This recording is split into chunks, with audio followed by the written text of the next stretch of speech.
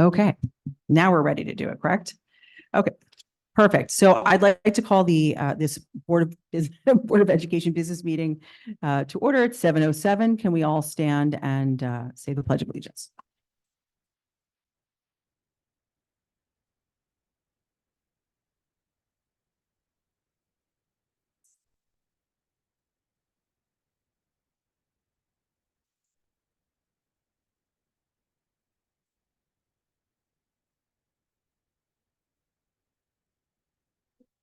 Perfect.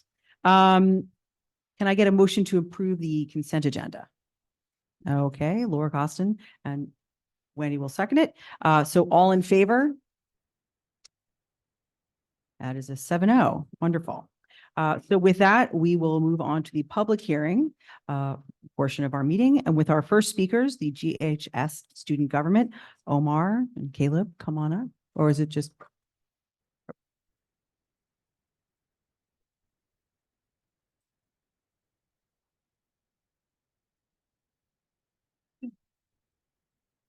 Good evening, members of the board. I'm Caleb Kalin, the student body president of Greenwich High School. I'm here tonight to share recent updates from GHS students and speak about upcoming events. Firstly, on the topic of food services at GHS, the Environmental Action Club has begun to implement its own compost bin in the student center for students to add their food waste. They also have put out signage on televisions throughout the building to inform students of what goes where. This prompted the student government to look into positions in the student center for stationary bins, which will be implemented at some point in the future and potentially include composting. We aim to be proactive on this new waste management system at GHS, as we will have to abide by stricter laws on it by January of 2025. The junior and senior class have been planning meticulously for their proms. The juniors have decided on an Under the Stars theme, and the seniors decided on an Oscars/red carpet theme. The juniors' prom is in late April and the seniors in early June, and we look forward to the festivities that our class presidents have planned around them. Within student government, we've begun to consider elections for the next school year as well. They will be held in May with a new format seeking to bring back some of the older traditions while also putting a modern twist on them. This includes having the speeches of the candidates in person with all their classmates in the audience. We are also implementing a new system for how class representatives are elected. We are going to collect class representative applications this spring to ensure that student government can get up and running more quickly when the students return to school in the following year. Finally, the student government continues to express our concern about the current state of the budget and is taking action to further oppose the reduction of 6 teachers at GHS. We care deeply about the future of GHS and the success of students, which is why we will continue to make our voices heard and push back against this proposed change. That is all I have for now, and I look forward to sharing more good news with you next month. Thank you for your time and have a great evening. Thank you. Next up, oh, you're here. Come on, you snuck in. Good evening, members of the board. My name is Omar Galal, and I'm the student body vice president at GHS. Tonight, I will be covering several updates from student government. Greenwich's athletic prowess continued this past month when our chess team became state champions. The growth of chess at GHS over the last few years has been nothing short of exceptional. With strong student leadership and engagement, the community of chess players at GHS went from being fractured and subdued to organized and competitive at the highest level. The success of the chess club and the chess team is a reflection of the capacity all students have to make an impact on our community. At the beginning of the year, we had hoped that the student center redesign would coincide with an improved attitude towards throwing out trash. And while this was the case for a couple of months, the trash issue has recently reemerged. There's never been a clear answer to the trash question. Notwithstanding, student government is making an effort to mitigate this issue. We are working on a proposal for a new permanent arrangement of our trash cans with the high hopes that the strategic placement of trash cans will reduce levels of trash across the student center. Student government remains concerned about GHS's involvement in the National School Lunch Program, as you all know. The program's nutritional requirements have negatively impacted serving sizes as well as students' interest in school lunch. Decline in student interest also means decline in sales, which will certainly be the case in the coming months when our highly coveted muffins are removed from the cafeteria. I know. And they're removed from the cafeteria in order to abide by NSLP requirements. When it comes time to vote on our involvement in the program next year, we of course urge the board to opt out, but to also ensure that there is clear communication between the board and GHS Food Services to make sure there's no mix-up like there was this year. That is all I have from GHS for tonight. Thank you. Enjoy the rest of your evening, and whoever's at the BET meeting, we look forward to seeing you. Thanks, guys. Always a pleasure to have you here. Next up, I see is our GEA president, Lil Perone.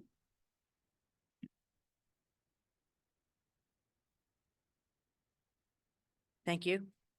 I'm going to yield my time to John. I have nothing after the ADA report. John, it's all yours. Thanks.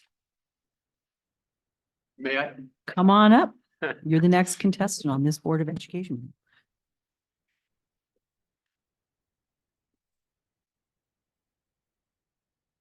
BOE members, Superintendent Dr. Jones, everyone here, which is a big crowd. I'm anxious to hear what everyone's got to say. And everyone listening online, thank you for this opportunity to speak. Just in case there is anyone who hasn't heard it already, I'm John Fisher, the Greenwich PTA Council President, parent of 2 of the 8,011 great kids in the Greenwich Public Schools. Just to offer comment on the ADA evaluation and transition plan discussed in the special meeting. The total cost estimate at just over 34 million is a big number, but everyone knows it needs to be done. Our schools are decades old, decades older than the Americans with Disabilities Act, and it should be no surprise to anyone that old buildings need much work to be brought up to modern ADA building codes. As I said at the BOE meeting in October, as the budget process was starting to ramp up, that budget, as it was presented then, shows that we'll be working to get to ADA compliance almost 40 years after the ADA Act was signed into law. Getting all the schools up to ADA standards is a far better value for everyone than to pay litigation and settlements. We look forward to seeing how this planning translates into an implementation roadmap. On the Windrose and Community Connections overviews that we'll hear about, we applaud the dedication and the hard and good work being done at Community Connections and Windrose by the educational professionals and the students. It's good to see some of the positive trends at Windrose, increasing or rather moving to restore the number of general ed teachers, increasing average GPAs, increasing graduation rates. So there's still a long way to go to achieve the 99% graduation rate goal for 2027. The bottom line question for the BOE is what is needed to do the best that we can for these students? The K-12 math update seems on the surface to be a bit of a mixed bag. We don't see big COVID declines that have plagued so many other school districts nationally, but we are below the GPS math achievement goals for 2023 for both grades 3 through 8 and 11. And there's a long way to go to get to the 2027 goals, and that horizon is starting to look rather close. I noted a focus on intervention, remediation, and support in the narrative in the video presentation that maybe hints at where the curriculum team is focusing, but it wasn't really clear. We don't see testing results broken out by learner profile groupings, students who are in advanced courses, grade level courses, and basic or remediation level courses. And we have to wonder what percentage of students are in each of those tracks and what achievement scores are at each level and how the results and percentages in each of those tracks weigh on the overall district results. We want every kid to get all the attention, all the support, and all the academic rigor that they deserve, and it would be good to hear how the district is allocating professional educator resources in different focus areas. The agenda has the action item on the adoption of the recommended K-5 social studies resources. We understand that the review committee gave a unanimous recommendation for the materials, and it is aligned with the Connecticut Department of Education standards. It's no secret that lots of people with lots of different perspectives have lots of angst about it, what is taught, covered, discussed in social studies. We're confident in the unanimous endorsement from the review committee. The adoption of an up-to-date standard unified curriculum for K-5 social studies will be a tremendous step forward for the district, for the teachers, and for the students. We urge the board to vote to adopt the recommended materials. And with that, I thank you for the time to speak, and I thank you for your service to the community. Thank you, John. Always a pleasure to see you and have you speaking on behalf of the parents of our 8,000 plus students. And next up, we have community comments for those who signed up. I think our first speaker, I'll start with reading off the name of the first speaker and then going to the second. Our first speaker is Kathleen Yu. Katie, are you online? Is she online? Oh, there she is in the back. Following Katie Yu will be Julie Deschamps.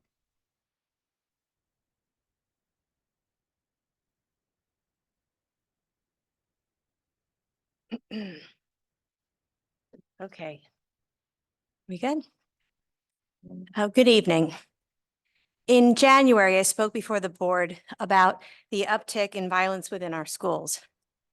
I'm sad to report that this does not seem to have improved, and I'm here tonight to raise the flag again and ask the Board of Ed what measures are being taken to address this beyond those that are currently in place. I'm also concerned that this behavior is being normalized and students are becoming numb to these incidents. Sometimes students simply stand by and some even videotape.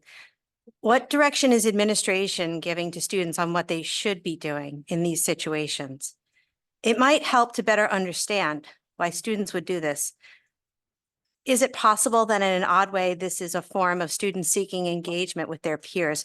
Obviously, this is the worst form of community building, but what does it say about the needs for students to want to feel like they're part of a community?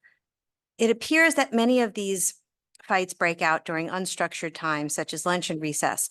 To that end, has administration considered strategies such as requiring students to mix up their seating?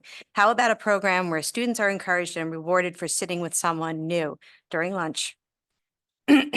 While sadly, sometimes suspensions occur, why are we not considering allowing students to at least reduce this time through community service? Obviously, we know that weapons are not allowed in school, but when a student uses an iPhone as a weapon to spread malicious messages and videos, shouldn't this also be viewed that way? What is our district's policy on the inappropriate use of iPhones, and are students and families aware of what that is? For a minute, I'd ask everyone to recall their middle and high school days. I remember mine. I was not particularly popular, and like most, I suspect I had my share of difficult days. However, most of us had the luxury of being able to escape those days, to go home and have a reprieve from it all. Imagine if that follows you into the bus ride home, your bedroom, during the weekend, as you powerlessly watch your peers mock you online. How are we as adults condoning this? There are a number of programs such as the MANT system, which strive to find a way to reduce violence and increase empathy in school. I'd like to reiterate that this is in no way a criticism of the teachers who go above and beyond every day to try to keep our schools safe. This is a larger issue that needs to be addressed by our administration. Our kids in our district can do better. I think it's time for us 30 all to step up. seconds. Thank you.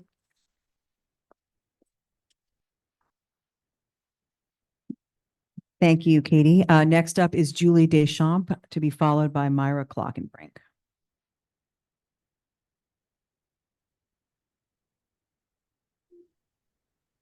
Hi, can you hear me?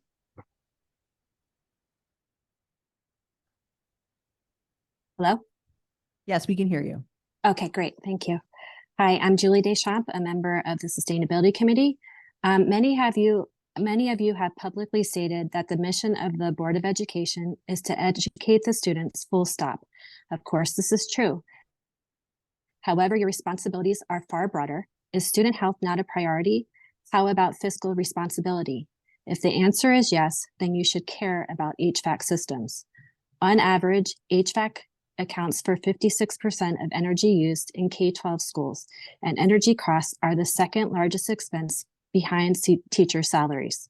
The costs of natural gas are volatile and only increasing, up 57% over the past 2 years, and there are significant cost savings by shifting away from legacy gas-fired HVAC to clean, renewable systems. High-energy HVAC systems support student health and learning by protecting students from poor indoor air quality. Renewable energy HVAC systems like geothermal minimize the learning disruptions caused by poor health, absences, and school closures, and support academic success. In contrast, legacy gas-fired HVAC combusts fossil fuels on site and cannot accommodate high-performance filters. Let's not forget that the #1 reason for student absenteeism is asthma, and that Fairfield County's air quality is among the worst in the nation. How does rejecting geothermal in favor of these polluting legacy systems put student interests first? Is good health not essential to learning? The benefits of net zero energy schools are verified by experts who have been using these renewable systems for decades. I'd like to share 3 case studies. In the mid-90s, Lincoln, Nebraska built 6 new schools. The annual heating and cooling costs at the 4 schools with geothermal are about 70 cents per square foot compared to about $1.50 per square foot for the 2 schools that run on traditional boiler chiller HVAC systems. Geothermal has been so efficient and effective at improving air quality and saving money that these systems have been installed at all of the remaining 70 school buildings. At Waterford Public Schools in Connecticut, all but one of their 5 schools built between 2008 and 2013 have geothermal HVAC. Their director of building and grounds highlighted the superior air quality of these buildings and attested to the ease of use. All of the geothermal systems are maintained and 30 operated seconds. in-house. In some, he stated, quote, "You can't keep putting in boilers. You can put as many solar panels and windmills as you want, but geothermal is real. It's going to save you money, and you're going to have by far the best air quality in the building. It's the best way to go." Hopefully you have listened to the February webinar and know that Manchester Public Schools have constructed 3 new net zero schools. They are taking advantage of the Inflation Reduction Act initiative incentives for significant first Time. cost savings. Thank you very much. You can Thank send you. Thank your- you. You can send yeah. your comments to us. Thanks. Thanks. Next up, and our last speaker is Myra Clockenbrink. Good evening, board members. My name is Myra Clockenbrink, and I too work with the Greenwich Sustainability Committee. And as you perhaps know, there is a sizable part of our community that is concerned about the amount of money that GPS spends on its energy systems. Beyond the efficiencies of LED light bulbs, very little has been done to reduce energy use and therefore energy cost. A full half of energy costs for the entire town goes to the schools, and this is the one key area that we can approach for cost reductions by investing in renewable energies. It is time for the Facilities Department and the board to turn its attention to the energy savings of solar and geothermal HVAC systems, not only because of their order of magnitude higher efficiency, but also because of their cost savings. Not only are these systems much cheaper to operate and provide savings that can free funds to be spent elsewhere on other needs, but also there are significant incentives, as much as 50% in federal money that is stackable to state and other grant monies to install these systems. The district has an excellent opportunity to install geothermal HVAC at the brand new Central Middle School, and we encourage you to take this opportunity seriously. It is disheartening to see this board pass a sense of the meeting resolution against geothermal in the year 2024. It is frankly shocking. You are responsible not only for the caliber of our children's education, but you are also responsible for their health, safety, and learning environment while they are at the school where they spend in their full careers 15,000 hours in these buildings. We can improve their learning environment, their attendance rates, and their health outcomes with these renewable energy technologies in our buildings and take this necessary step to ensure their futures. Thank you, and we look forward to seeing the board take this matter up in near future meetings. Good night. Thank you. And with that, we conclude the public hearing portion of our meeting. And we will move on to the monthly reports, starting with the superintendent's report. Thank you. I have a couple of items tonight. First of all, I just wanted to note that at Western yesterday, we did have a lockdown, and I just want to, commend the staff who really did everything right. And it's exactly why we do the drills that we do, and staff were great. The students were great. We're so grateful to the Greenwich Police Department and our GPS safety team. So I just want to acknowledge that.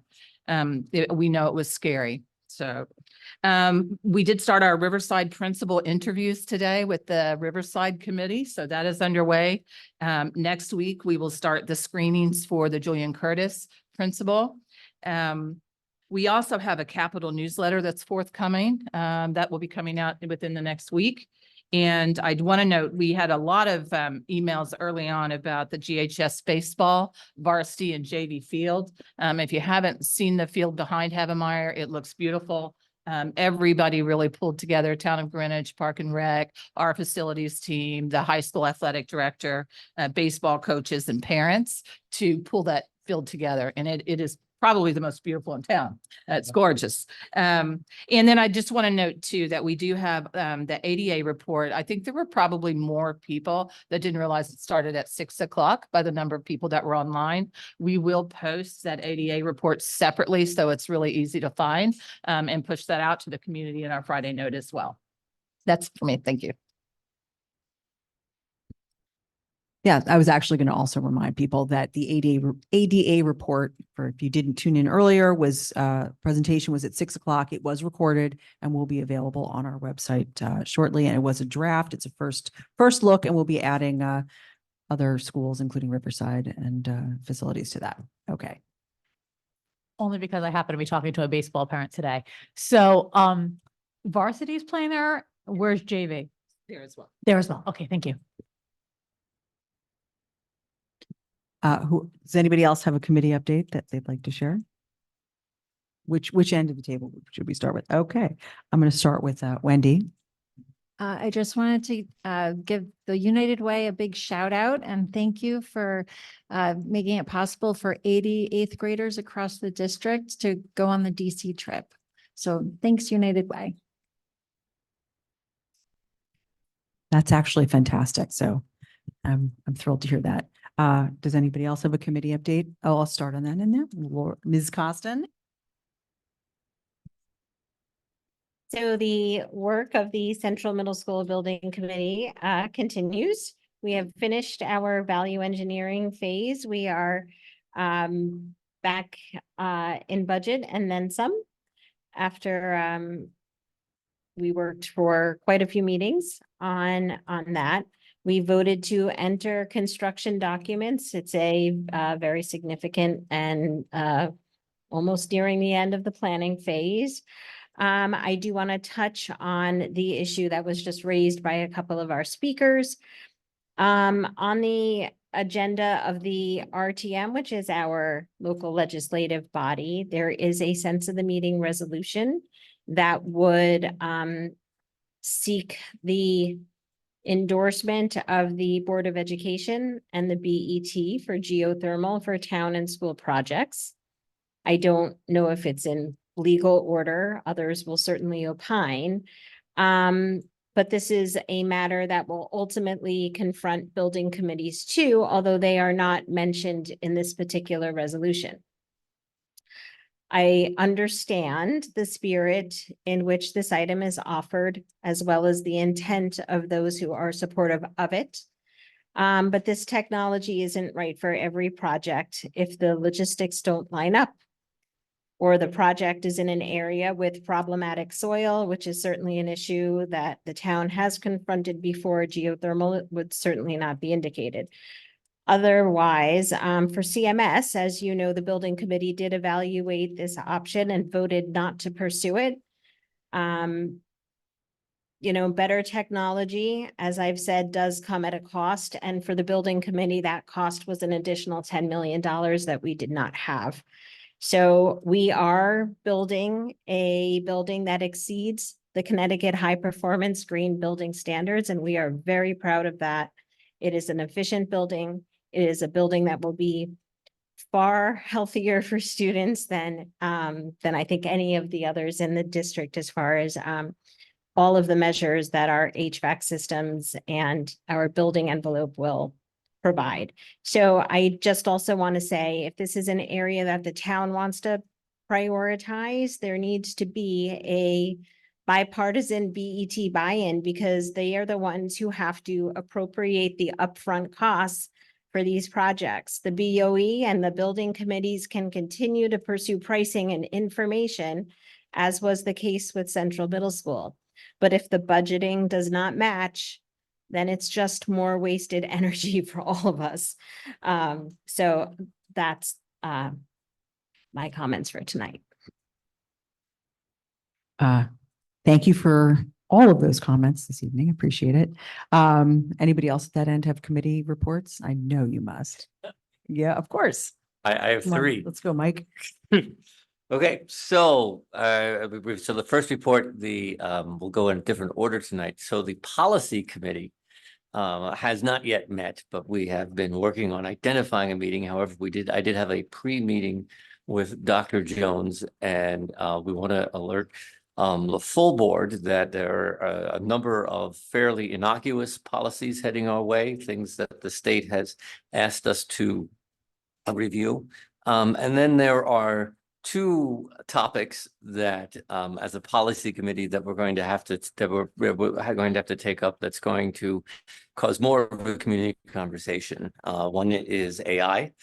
We do not have an AI policy. As we know, we live in a brave new world at the moment, and different districts around the country have taken different, very different routes on how to approach AI. So that's something that we have to think about. And then the second one, you see some action and debate at the state level, is around the use of cell phones in schools. We heard the comments this evening about the appropriate and inappropriate use of cell phones. And it's something that probably we have to have, again, a community conversation, begin a community conversation about whether or not our policies there need to be updated. There is also, so you are aware, in policy, Michael discovered the two policies that in our policy book that are almost exactly alike, 6142.1 and 6142. These are things we should be discussing just at the policy committee. No, I'm alerting the board about this because this is not a policy decision. We have, it's the same policy. So the advice from CABE and everyone else is what we could delete one. So I was just informing the board. I'll send an email because it was the two policies that were exactly alike. So I was saving time. Okay, thanks. Second report. Sorry. Second report, the old Greenwich Building Committee met again this week. We spent most of our time finalizing a report in preparation to go before the BET Budget Committee. As we all know, the BET decision day is next week, and we were hoping for that the BET Budget Subcommittee would meet before that, so we could talk numbers and things like that.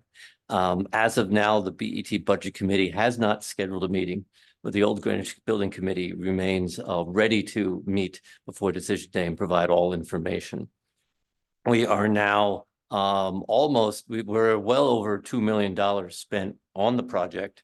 2 overwhelming RTM votes, planning and zoning overwhelming approval. And of course, this board has voted overwhelmingly number of times. So it's certainly the hope of the building committee that the conversation at decision day next week is productive and keeps the project moving forward. Finally, third report, but the most exciting, as the board is aware, this is the last board meeting before the Research Ed Conference, which we as a board are hosting on April 6th. It is, to say this is an unusual and extraordinary professional learning opportunity for our district is an understatement. I received the enrollment numbers from registrants, and we have people, not the speakers, but participants. We have attendees coming from Utah, Chile, New York, Delaware, Maryland, Washington State, all over the country coming to Greenwich for the Research Edge Conference. We have over 30 experts and Greenwich educators speaking and presenting. It's really going to be an amazing day and a proud day for all of us here at Greenwich High School on April 6th. The Alliance has been very generous in supporting teacher registration. Dr. Jones and the staff are working on other ways. But the registration is still open, and it's really going to be something else. And all of the information available online. Awesome. Thank you. I'm sure there's going to be a lot of individuals out here that are heading over to that Research Ed on the 6th of April. I know Kathleen, you're Perfect transition to the Greenwich Alliance. Quick update, trivia challenge, which unfortunately I don't think any of us were able to make, was a great success. In fact, who, of course, was the top team, but our teachers. So GEA won, which says it all. And but they also wanted to thank GOSA and Avid Educators for buying tables and competing. Reaching Out grants are due tomorrow, March 22nd. The Alliance is looking forward to reading the innovative and educational ideas that are always presented by the teachers, program leaders, PTAs. Also register now for a summer XR STEM camp run by, oh please, I'm going to get her name wrong, Lapari, Distinguished Teacher 2023. Campers will explore world building, coding, robotics, and drone flying. And finally, Frozen was performed by JC fifth graders, and it was a smashing success. And the reason I raise this is that the JC theater program is funded through a Greenwich Alliance grant. Thank you. fantastic. Anyone else? No? Well, I'll just say the GHS entryway project is rolling along, and we're working through a few kinks, and it is still scheduled to be on time to open for the start of next school year. So that's pretty much it. I'm shocked I don't have more, but there you go. Oh, I should also say SEAC met this week. Unfortunately, I know I was not able to attend, but they had some wonderful presentations on some of the other programs that we'll be looking to hear more about at the board coming up soon as well. So thank you.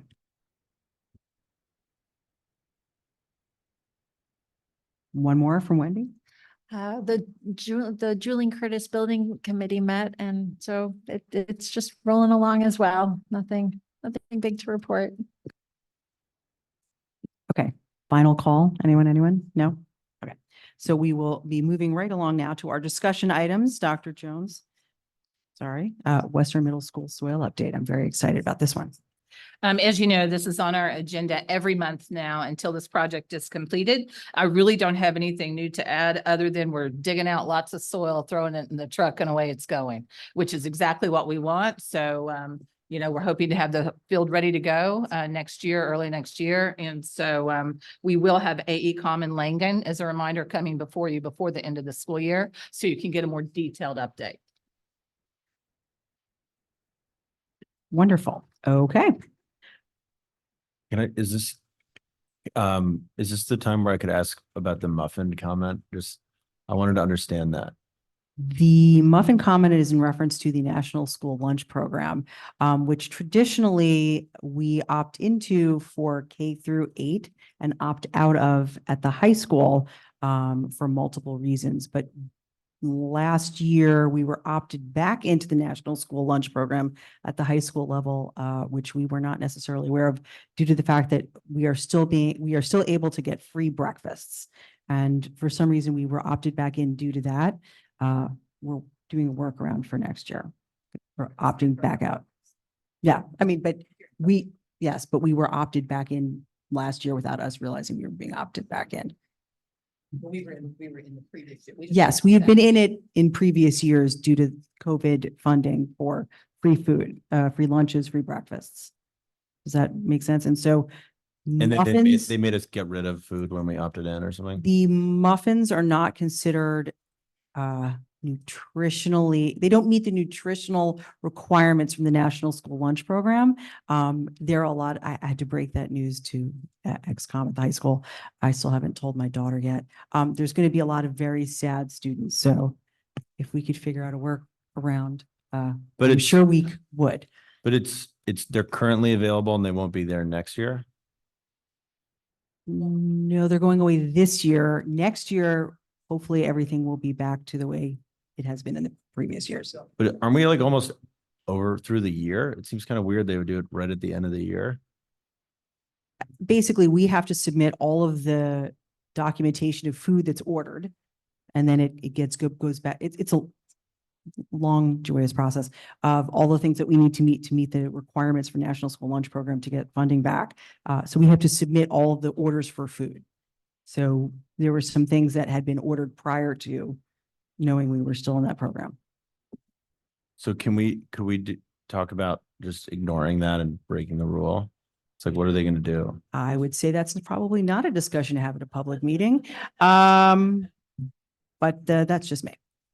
Do you know what the magnitude of the reimbursement is?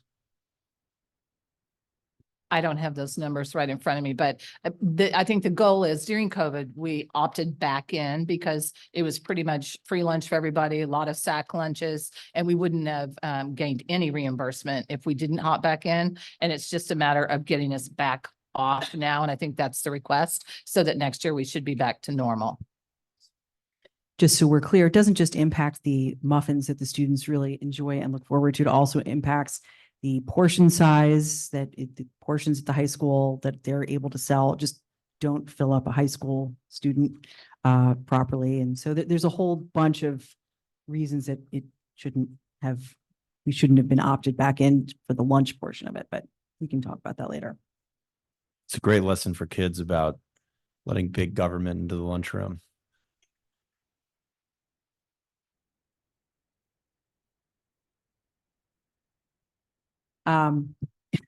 It is a larger discussion to be had. So with that, I'm hoping we can move over to Dr. Heilgenthaler for our Windrose overview. And I assume we're going to have our principal from Windrose hopping up here as well. I don't know that this will be as good as muffins. So for this meeting, we put together a presentation about Windrose, which is our alternative high school. Dr. Charles is the program administrator for the program. And I have to say one of the highlights of my year is going to the mid-year and the end of year graduation at Windrose. I know I've seen many of you at the graduations, and you know, the hard work, our students who go there are usually over age and under credit, and it's a chance for them to get back on track and to graduate. And it's such a meaningful ceremony. It is one of the highlights of things I get to do. So with that, I'm going to turn it over to any questions that you guys have about the program that either myself or Dr. Charles can answer. Well, before we get to that, I just wanted to thank you both for this fantastic and an in-depth discussion about Windrose. It's a incredible program that we have here as an alternative high school that we don't often have the opportunity to take a deep dive into. And, you know, like Dr. H had said, just being able to attend that graduation, it's wonderful to be able to see the opportunities that students who don't necessarily thrive in a large environment like GHS have within our district. So I highly recommend for all of those who are watching. If you haven't looked at the presentation, it's really wonderful to see the opportunities that we can offer our students, to focus on their education in alternate methods. I have a question, but I can wait till after. Laura, did you have a question? So I've never really understood, do kids apply and have to be accepted, or is it anyone can come if they feel it would benefit them? So most students, it starts out as a recommendation from the high school. However, there are some students and families who do reach out and say for a variety of reasons that they would like to attend. There is, I use application loosely in terms of we do need have paperwork to people, that we want to come to Winton Rose. And there also is a chance for them to come see the program before they come over. So there is a bit of a process, just so that we make sure that it's a fit, and what students and families think it is what it is when they get there. So you don't turn people away if they've decided that this would be a benefit for them? Correct.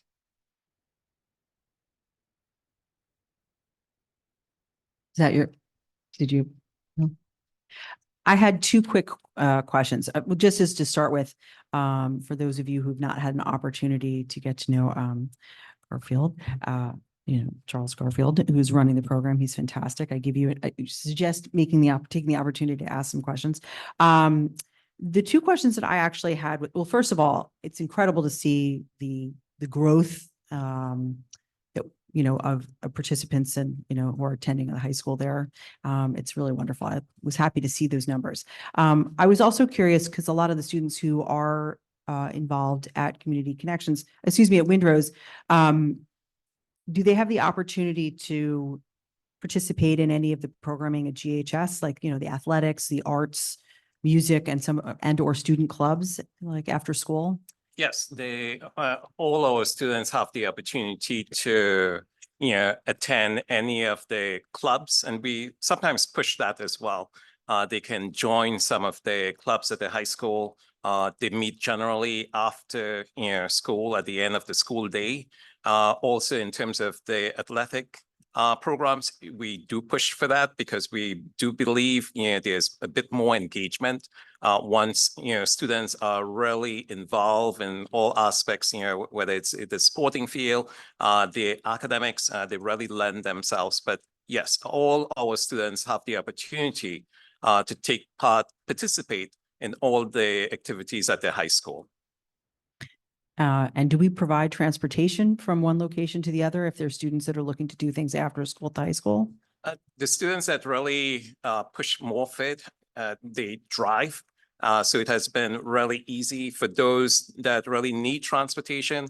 We do provide a bus pass in terms of, having them have that accessibility to get to the high school.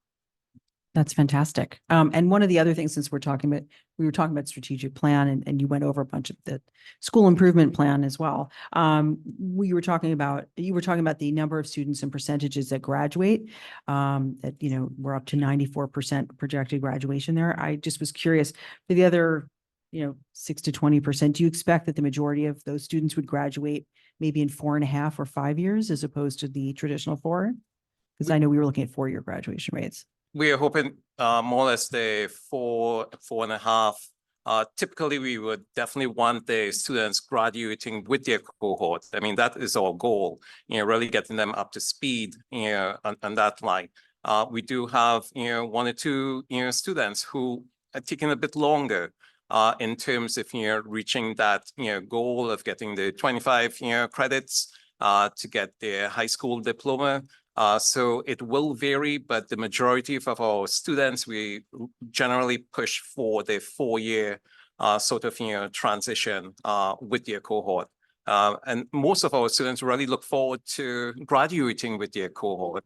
And it's really a great experience. Also in terms of, attending the graduation ceremony at the high school and walking with their peers that they left, be it a year or 2 ago. But it's really our goal, and I think a goal, for our students as well.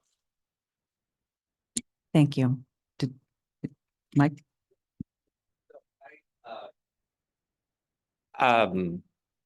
This isn't, so let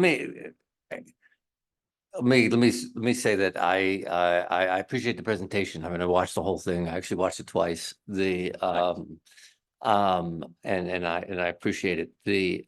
And this is the wrong forum for some of this, because this is not meant to be an interrogation, you know, why don't you do this? But, and behind the board table, oftentimes it seems that way. So I'm trying to word my questions in a way that don't sound accusatory or things like that. So let me just share the comment, and then maybe we can talk about it. Because just from my vantage point, I remain skeptical of if this structure is appropriate. And I guess I'm wondering about the efficacy of separating students from the high school, and have them being in a different building, that seems to run counter to modern certain trends in education around inclusion and inclusive nature of things. So I guess I'm wondering I guess I'm wondering how long the program has existed in this form, and what kind of conversations we have around the efficacy of that model, I think. And that could be for anybody. I would not be able to answer to when it started, longer than me. But I can say that for many students that attend, Greenwich High School is a very large high school. And for some of them, it's the smaller environment and the more personalized instruction in that smaller environment that is helping them to be successful. The majority of the students who do end up being referred have gone through the supports and services that Greenwich High School offers. So they've been, they've taken maybe the smaller classes that are offered in the Wellness Center. They've gone, maybe have taken the STARS class. The teams have discussed at the house level what they can do to support the students to help get them through. Sometimes it just is the environment of that large size. So we do right now, we are seeing success in the graduation rate, which is what we want, which shows that there is efficacy in the program. But I couldn't speak to why years ago it was determined to be offsite, but for the students that we have, that is one of the draws that actually students are looking for. Just going back, I wish I had some of the testimonials, to share with you in terms of, what our students say. Everything about the anxiety that is actually created, for some students, not all the students, especially at the high school, the sheer size of it when they come to Windrose, it's really a small environment, a small space, and it's a different space in some ways.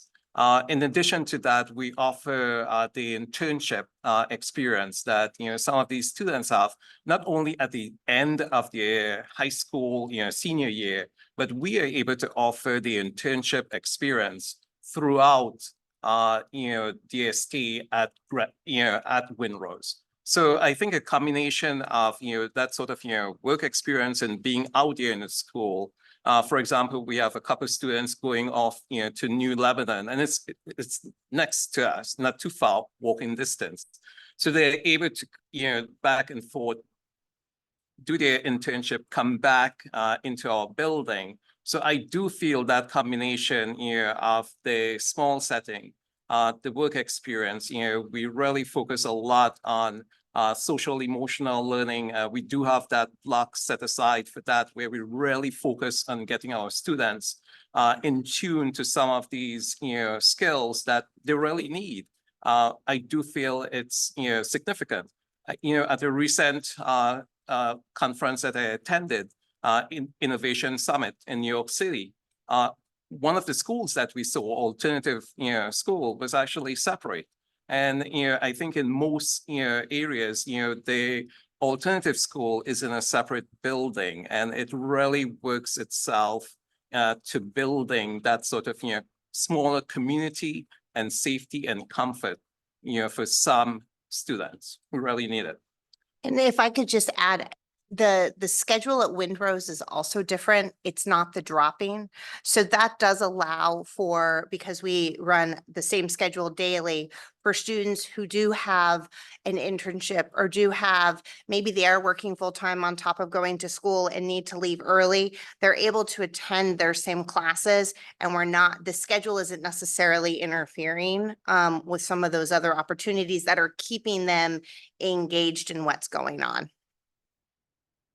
Thank you. I guess the other question tied to that might be a larger conversation is around some of the metrics that we are keeping and supporting, because I heard you and I heard in the presentation about a lot of the social emotional supports and the credit recovery. What I didn't hear is when we're talking about the skills gaps, right? I don't know if can we say because my assumption is that we have some skills gaps. Can we say with any kind of accuracy the reading levels of certain levels or math level skills and reading levels and what level behind and things, or how we're remediating that?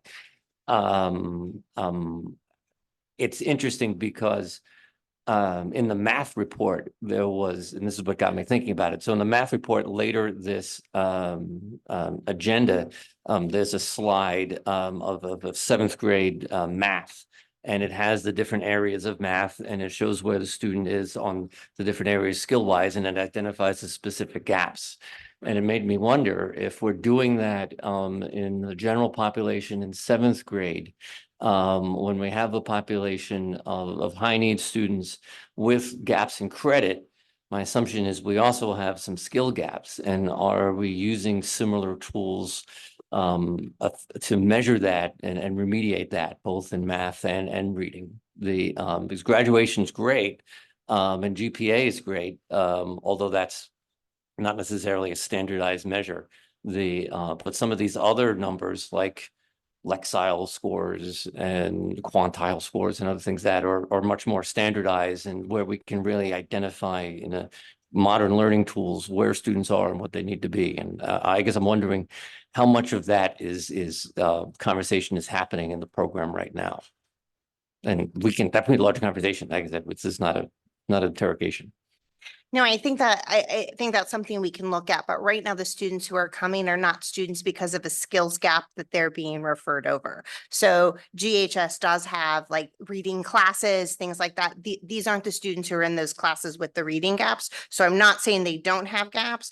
That's not something that we have measured as of now, because it's more the over age under credit profile that we've been targeting. Now, there are some special education students that do get referred to Windrose, and we do work on that. There is a special education teacher that does work on the goals and objectives. So we can definitely look and see what kind of measures, but up until now, that hasn't been a focus or something we've looked at. And I hate to bring up my day job because I don't have everything figured out, but I can tell you that I know every 11th grader, I know who's on grade level and who's not on reading on grade level and who's not. And I have the score on every 11th grader in my traditional high school. So if we don't have that at Windrose, it certainly makes sense. That's something we need to be thinking about, because if there are credit gaps, there's undoubtedly skill gaps. And if might not be a special ed student, but if it's a student who's still reading at a middle school level or even 2 years behind, that's really something that we should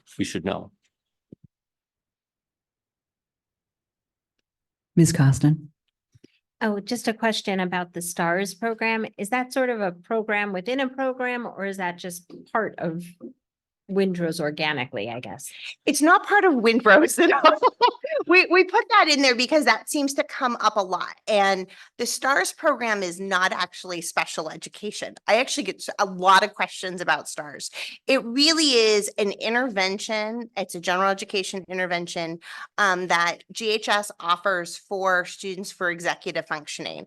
It's usually, I think it's like a 10 to 12 week stint in which students go in and they receive instruction.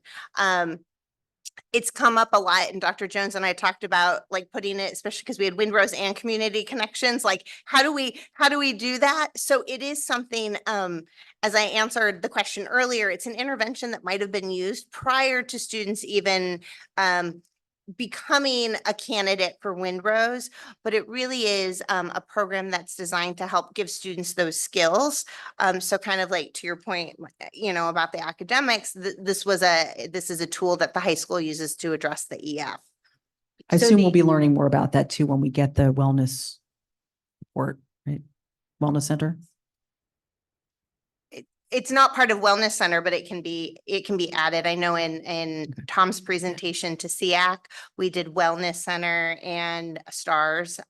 So we can definitely include that as part of that. I believe it's the May board meeting. Sorry, I didn't mean to interrupt. So I went on a tour of the high school. I saw the wellness center, how actually very busy it is and the work they do is so important. So I just wasn't sure how STARS fit in with that other programming or whether it was administrated at Windrose. The slide in here confused me. So I wanted to just. I be hope sure. that clarified. Can I add one piece, Stacy? So one of the reasons we put this on here is the board had asked about it, but it came up at SEAC at the end of last year. And they were asking questions because we have so many students that need that executive functioning support through the AVID program. Then they would go to the high school and the STARS program, they had to actually, as freshmen, start failing before we would allow them access to STARS. So we changed that this September because I didn't realize that, and I'm not sure Stacy did either, that's how it had been structured for referral. So this year we allowed students, if they still needed, coming out of 8th grade, they were still needing executive functioning support. Goodness gracious, starting your freshman, you definitely should still have it. The goal is to wean them out because you're helping them learn how to organize at the high school. So that's why it's on here and the board had asked about it. I know Dr. H and I have talked about the STARS program and having, information on our website so parents can, there's a lot more students that have executive functioning needs than we would probably realize. And they don't know, if they don't know that this is available, to help support some of those students, if they don't know to ask, so it's a great program though, otherwise. I think that's something we can work with GHS on how to do, because again, it's not special ed. It is a part of the general education intervention and scheduled through that. So I think it's coming up with a way to help families understand where those interventions that are available as a whole over at Greenwich High School. So it's not just that one class, there's different interventions and what could that look like? And so that parents know what the various interventions are, not just that one. So I think that's something that we could definitely tackle to be able to get that out. I just want to add one more thing. So when we were making the change last summer, one of the things that I asked Tom Pereira to do was looking at any of the students that had that executive functioning support, for instance, through AVID at middle school and weren't going into the AVID program, because if they're going into that high school AVID program, they'll still have it. And he called every single one of the families to make sure that over the summer, if they wanted that access, we could change their enrollment. Cody? Hey, Dr. Charles. He was my 10th grade English teacher. Oh, yeah. You called me out. Mr. Charles back then, though. When you think about next few years, are there changes or bigger ideas that you are thinking about implementing or that you'd want to preview? And then the second question is, do you feel like you have everything you need to be the most effective? And if you don't, what are some of the things that you would like in order to kind of carry out the mission? Many parts to that.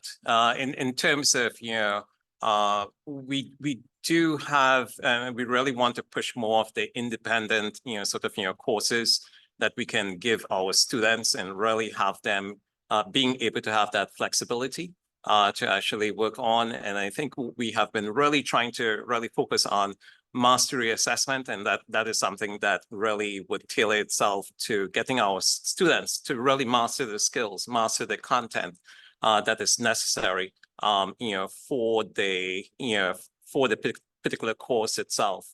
to earn the credits.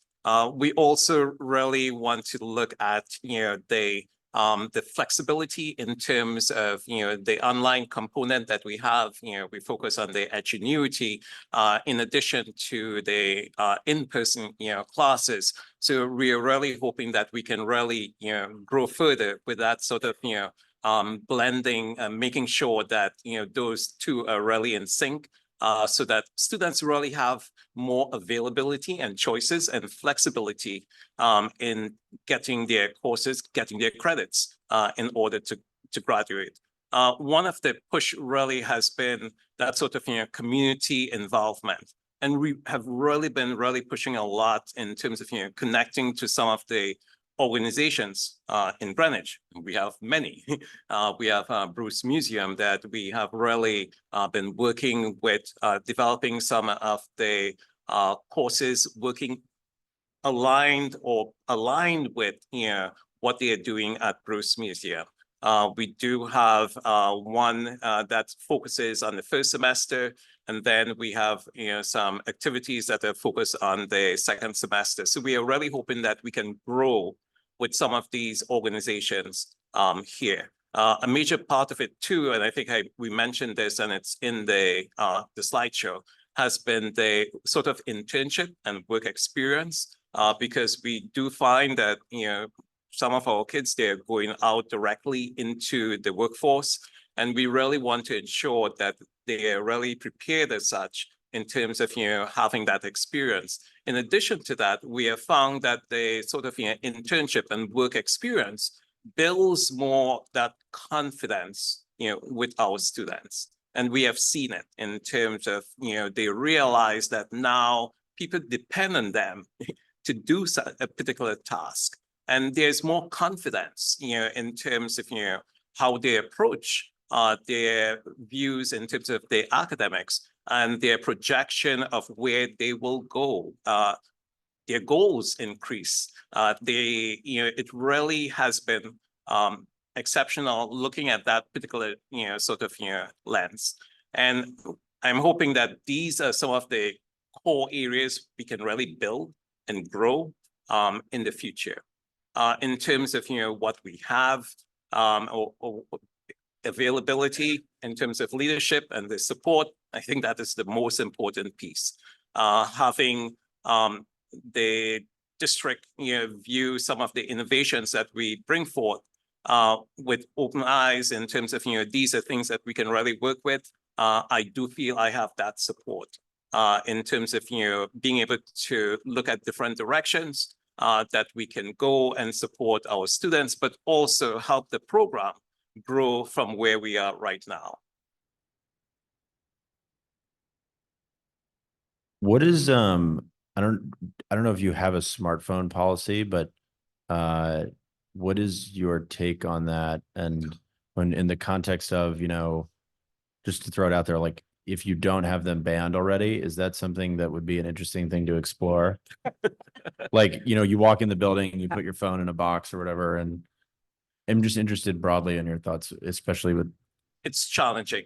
I know at the high school, it is a challenging, sort of, issue that we deal with at our program. It also is a challenge, but we have really tried to find positive ways, of working with our students. We have something, I probably saw it in the slide, our ticket system, where teachers reward students for positive, sort of behaviors and sort of modeling behaviors that we want.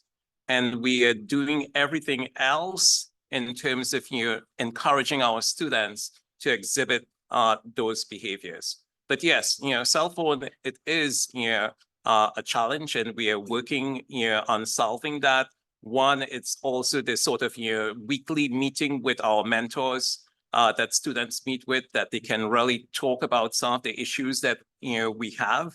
And we give voice to students in terms of sharing some of their sort of opinions, things that they want change. But we are doing as much as we can in terms of trying to work with the cell phone.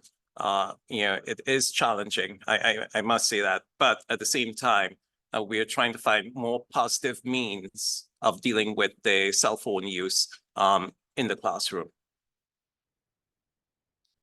Did you have a question, Wendy?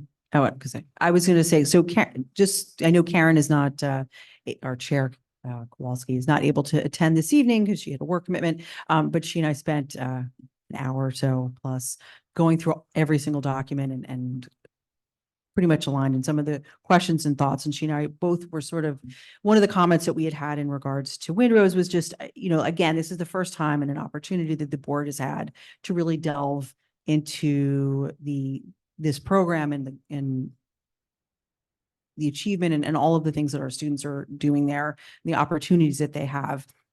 It's not just internships. You guys also have project-based learning. There's a connection with an online program that they are able to access as well to work around some of the classes that they may not have direct access to within the Windrose program. But I think this is something that we should really have a further discussion on, or at some point, where it is that we want to see these students go and achieve, like what, and how are we going to get them there? There's just a lot of opportunity that we can, sort of discuss, and you guys have your school improvement plan, and I'd love to have the opportunity to talk a little bit more about that. Maybe it's not today, but going forward, because you guys have had a growth in enrollment there over the past few years, and certainly success with graduation and credit recovery, as well as giving the students who have opportunities to do internships, as you were mentioning earlier, in project-based learning. They learn in a different manner. And I think it's fantastic. And so much like Cody was saying, Karen and I were of the opinion of what is it that we can do to help support that program, help grow it, and, to build upon what you guys have really started to take shape there. So it's just for future thoughts. Thank you. Thank you. Ms. Govan. But I was fortunate to actually visit the school this week, so that was coincidental timing, but it was very fortunate. And I just want to say, it's illuminating for me to understand kind of what the services that you're providing for the students and the sort of the range of hardships that the various students face. So why that school is appropriate for them. And I think that Greenwich High School is amazing, but it is certainly, it's an enormous building. And it was interesting to me to do a tour around the school. And, by the time I left, I had seen each of the students 5 times, it was like, I was like, hey, how you doing? Right. And so it's like just a very different environment. And you can see why that would really be beneficial for students who are facing some really significant hardships that we talked about, and how that's the right supportive environment for them so that they can be successful. As much as I love Greenwich High School, that's not the environment that it can provide. It's a big place. So anyway, so I just think it's a great, I was very impressed. It was a fun visit. Thank you. So yes, thank you. I can't wait to continue this discussion and hear how things are going there next year. So with that, I think we can move on to our other alternative. So thank you for coming tonight. And Dr. H, you get to stay. Bringing up the next. So we're going to be discussing one of our other alternative programs, Community Connections, for our students who are up to the age of 22. Thank you. So the second program that we're going over tonight is our Community Connections program. And that is for students who have finished their 4 years at high school, so typically 18, and have the option of staying until the end of their 22nd year. So the law changed just this last summer, in which if you turn 22 in October, you go through October all the way to June before you finish. So we have students who are there sometimes for all 4 to 5 years, depending on the birthday. We have other students who come for shorter durations. The purpose is to provide some living skills, job skills, getting our students ready for that post-secondary. And of course, it's individualized based on their IEPs. So all of these students are special education and have IEPs, and those things are based on the needs that their teams have determined that they need. So with that, we'll open up to questions. Well, before we get to questions, I'll just open it up and say, I had the opportunity to tour Community Connections, and it was eye-opening. It was a really wonderful, warm space. And from speaking to parents with students there this year, I've had nothing but positive feedback on a lot of the changes that have been brought into the program this year, having the opportunity to connect and talk to some of the students there and having them give me a little tour as well and talk to me about the things they were doing. It was really amazing and wonderful to have that opportunity. I truly think that everybody should have that opportunity on the board if they should so choose. I had some questions, but I figure I'll open it to Before we others go to first. Yep. questions, I negated because I was already up here when she walked up, but I do want to introduce Miss Leah Zilich, who is our program coordinator. She's both at the high school and over Community Connections. See, when Gary and I walked up together, it was easier than when I'm here. So I didn't want to forget that before we moved into questions. So I have the same question, as Windrose, because we're playing good cop, bad cop here. But for similar reasons, even more so, I have similar skepticism around the concept of separating this population. They were in the high school, and then at a certain age, we move over to this other building that we know now obviously has some ADA issues. And I guess I have similar concerns around the efficacy of this. There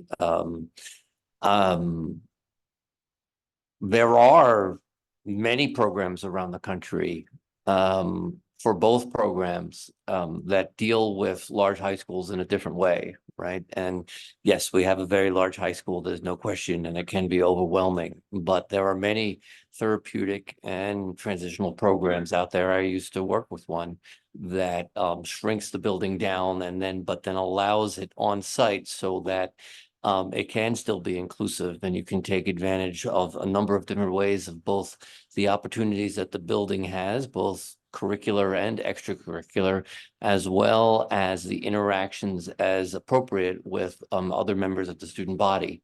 And so I wonder about both the explicit and implicit messages we send to students when we separate them into another building. And I guess I wonder if I wonder about the efficacy of that. And I wonder if this is the right way to structure this particular program in such a way where we can still provide all the transition programming and things that we're doing. So I guess that's kind of common, but I guess it's the same thing. I just worry about the inclusive nature of this, because I haven't heard, I'm going to pontificate one more minute and I promise I'll stop. Because I've heard the opposite. I've heard from another concerns of parents in the program around the concerns around that separation and the message that we might be sending kids. So as I guess I worry about all that, I guess. I think there's a couple things to think about. One is in terms of age. So we do have students that can be there till 22 or 23 years old. And being on a high school campus with possibly 14-year-olds, 15-year-olds, that is a really large age gap. And there are some issues surrounding that. I think also when we talk about inclusion, we're usually looking at having students having access to their peers. And the students who are 18, 19, 20, 21, 22, the students who are 15, 16, 17 years old are not their peers, and they're working on different things. So we do try really hard to have them out at job sites so they are with adult peers, or to hook them up with other activities and other community things so that they are with others within that same age range. I know when you brought this up earlier this year, at the end of last year, Dr. Jones and I reached out to the other school districts around Connecticut. And this really is the model within Connecticut that we really do look at in terms of servicing our 18 to 22 population. There are some schools that run K-22 where you have that, but as that's not really what our high school setup, we're not a small, we're a large, that we really are looking at having that. And there is something for students. Our students are so excited to graduate. They finish their 4 years, they graduate, and they're moving on to the next program. It's just like their peers who are going on to college or going on to their next adventure. And so we really do try to model that with our students. So there was a fleeting remark about some changes. I want to just be very upfront and honest. There have been parents who've reached out to the board who have said the promise of the program, just the practicality isn't living up to the promise. And I don't know if there's been some changes, but I know some of the feedback they've had was that there just wasn't anybody really devoted to finding work for the students at job sites that was, that was consistent. And there was a lot of dissatisfaction with whether their IEPs were truly being met. And I'll give you a chance to give your perspective, but if there was a change, I'm curious to hear it because these are our most vulnerable students. And I really want to make sure that we are doing right by them. Yeah, I might say, I think there's a big difference in where we were last year and where we are this year. So if you're going on last year, totally agree with what you're saying. That's not what we're hearing this year. And in fact, one of our parents, of course, I won't name that parent, that was very unhappy last year, has said he is totally on board with what's happening this year. And I think part of that is just the structure of the program. We have the whole we've invested in the building, not only the PACE labs, you had that last year, but the way they're utilized, having this whole micro apartment so that it really meets the needs of this age group. But I also think just the way the program is running this year, there's a phenomenal teacher that really has his finger on the pulse there. And I think it's made a very, very big difference. And sometimes it can be one person in a small program that makes a big difference. And feel free to add to that. Yeah, so we also have more job sites really than we ever have had before. And I will give a big shout out to Mr. Laverme and Mr. Pepitone, who really have turned this program around. It's quite tremendous to see where it has come from last year. Like you said, the PACE Lab is a wonderful pre-vocational tool that helps students explore different jobs in a box, we'll call it. And we actually have that same practical assessment exploration system at the high school. So we have that kind of continuum of services from the high school through community connections. So the students are learning within the building, but then there's all these opportunities outside of the building. So if you saw in the PowerPoint, we listed out all of the job sites that we have partnerships with. I will say full transparency, as you may know, Mike's Organic has closed, so that one is no longer a job site.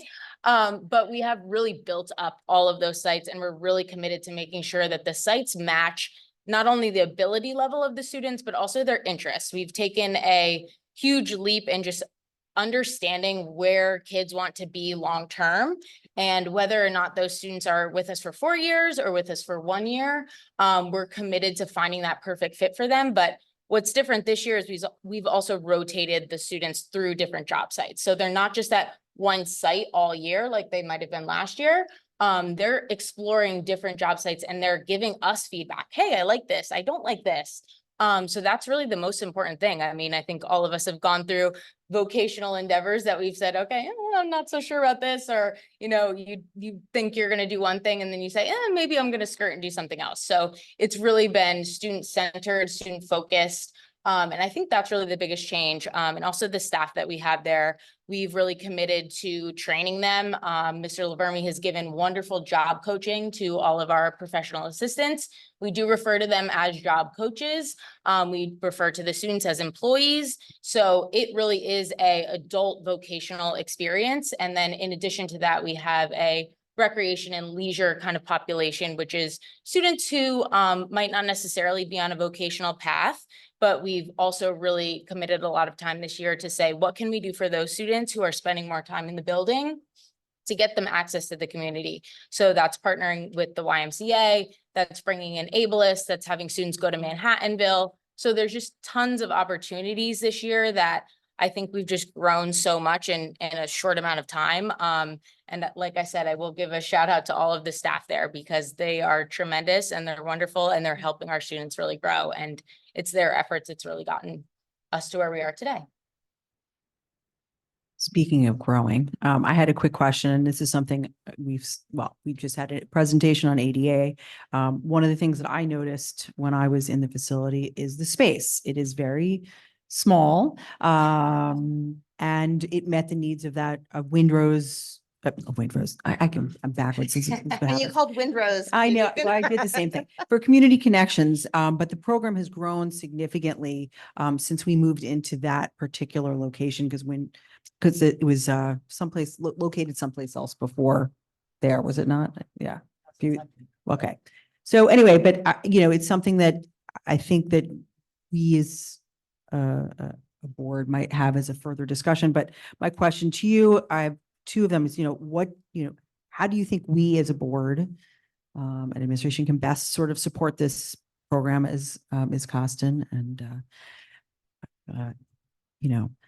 Dr. Mercanti, Anthony. I'm always Dr. Mike, have said too, it's one of our most vulnerable communities, and it's, imperative for us to focus on their needs as well. And sort of, is it budget? Is it staffing? Is it a space? Do we need more space there? Because I know we put in the new kitchen and the new living space for the students there, but it makes it very narrow. I know there's not a lot of space. So what else is it that you think that we can do to sort of best support the program and the needs of the students there? Yeah, so I think that's a great question, and thank you for visiting. It was so fun to have you, and some of the students actually made the board members some soap. So that's been one of our new little hobbies that we've had the kids been doing. But yeah, I think the space really is a challenge. By default, you saw the nature of the building has several different rooms, which makes it just hard in general for a teacher to bop around to each room. And then we have a lot of paraprofessionals. We do have a student in a wheelchair, so just navigating those corners is really challenging. So I think just navigating the building in general, my hopes and dreams for that program one day is that we would have a lovely giant building where, students could be free to roll down the hallways and, navigate with their, visual impairments and such. So I would say my dream for the program is that we did have a bigger, more accommodating space for the students. And my other dream for the program is that we could have hot lunches like Windrose. I can't build a school, but I'm sure we can talk about hot lunch. I guess one of the other questions I had, and I think this also goes back to what Mike was talking about earlier. One of the things we had talked about when I came to visit is looking into more partnerships for the students at Community Connections to be able to work with things at our high school, with, whether it's coming to help. The students earlier today were talking about the issues in lunchroom and having an opportunity maybe to have somebody, some of the students come and we talked about doing recycling and being able to be part of some of the, connecting with some of the other students in clubs or, programming, opportunities for some of the high school clubs to come and do some programmatic work at Community Connections with the students there as well. So, I don't know if you have any thoughts or ideas on that, on how we can partner our locations to maybe it's, National Honor Society hours, but a lot of our clubs might have opportunities to be able to come in and to work with the students there. Yeah, so just recently, we've started over at the high school having a more like inclusive lunch program. So we're having typical peers sit with some of our special education students. So I think ultimately, long-term, it would be lovely to have students come over to the Community Connections program from the high school. I know we did used to partner with the high school for some job sites. We had students working in athletics. Since I've been there, that has no longer been a partnership. But you know, I understand the point of the age gap and that difference. But I do think there's, you know, room to grow in terms of having those partnerships with the high school and with Community Connections, just in terms of a student within the high school, you know, building that empathy and building that understanding of students with learning differences, and also just understanding like that population, and that those are, you know, our adult students who they might encounter in your everyday life. So I think more awareness for the high school students and the high school teachers as well, which is something that Mr. Laverme and Mr. Pepitone and I have been working on, just raising awareness about the program and what we offer, and, you know, building those relationships between the high school and between Community Connections in the capacity that we can, maybe outside of the high school, but still incorporating things together. So like that recycling program that you were talking about, Mr. Pepitone has reached out to the high school to kind of, you know, say, hey, can we partner to come pick up the bottles from the high school and then go deposit them at Whole Foods, and, you know, use some of that money towards our Whole Food trips, or planning for our Functional Fridays, which is when students, you know, do recipes and carry out some like ADL tasks. So we're definitely growing, and I think there is room to grow there. So we're looking forward to kind of continuing that collaboration. Does anybody else have any questions? Cody? Is it worth exploring, or what would be your opinion of some sort of partnership with Ableist to potentially outsource or manage some of this program? So that's actually a question and a meeting Dr. Jones, myself, Blaze, and Ableist actually had maybe like before the baby came. So maybe like 2 months ago. So we do partner with Ableist for some stuff. So Ableist does come in and teaches a community health class. And we do have some students who do go to Ableist and do through Project Search for like their last year. Our students are required to be in a state approved school, and that's one of the things. Ableist is not a state approved school. So while we can do some services where we try to join, there are things that we need to do independently of Ableist. And so we keep working with them on where we can find that common ground and working together. But at the same time, we still need to maintain separateness in terms of supervision from our IEPs and what the state allows us to do. It's like always the state bullying us. Does anybody else have any questions? For those board members who have not had an opportunity to come visit the Community Connections program, I truly suggest you do, because it really was an amazing experience, and having the opportunity to connect with our students and the staff there as well. I know they greatly appreciated having us there, and I think it's really important for us to do what we can also to, like we said, be more inclusive, because we were talking about the high school PTA includes the families there and everything, and they also give them grants as well. And so, to make sure that it's a more inclusive experience is important, like what you guys were saying. So with that, thank you. And thank you for all the incredible work that's being done there as well. Thank you all. Thank you. Next up is our K-12 math update.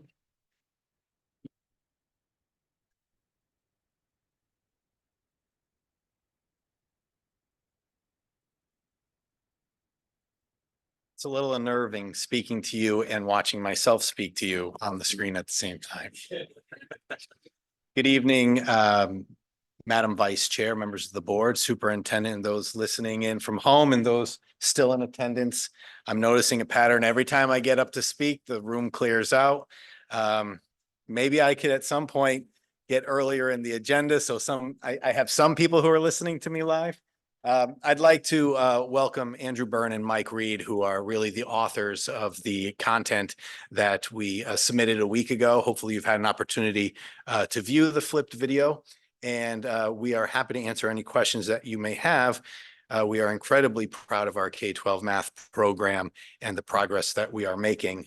So with that, I'll open the floor, and I have both gentlemen here ready, willing, and able to answer your questions. And Dr. Mike, any skepticism you want to get out of? I was the way about to say, I start? know a question's, coming from that end. Skepticism is the wrong word, but because I did appreciate that. I mean, as I said, because I emailed you guys and I really appreciated the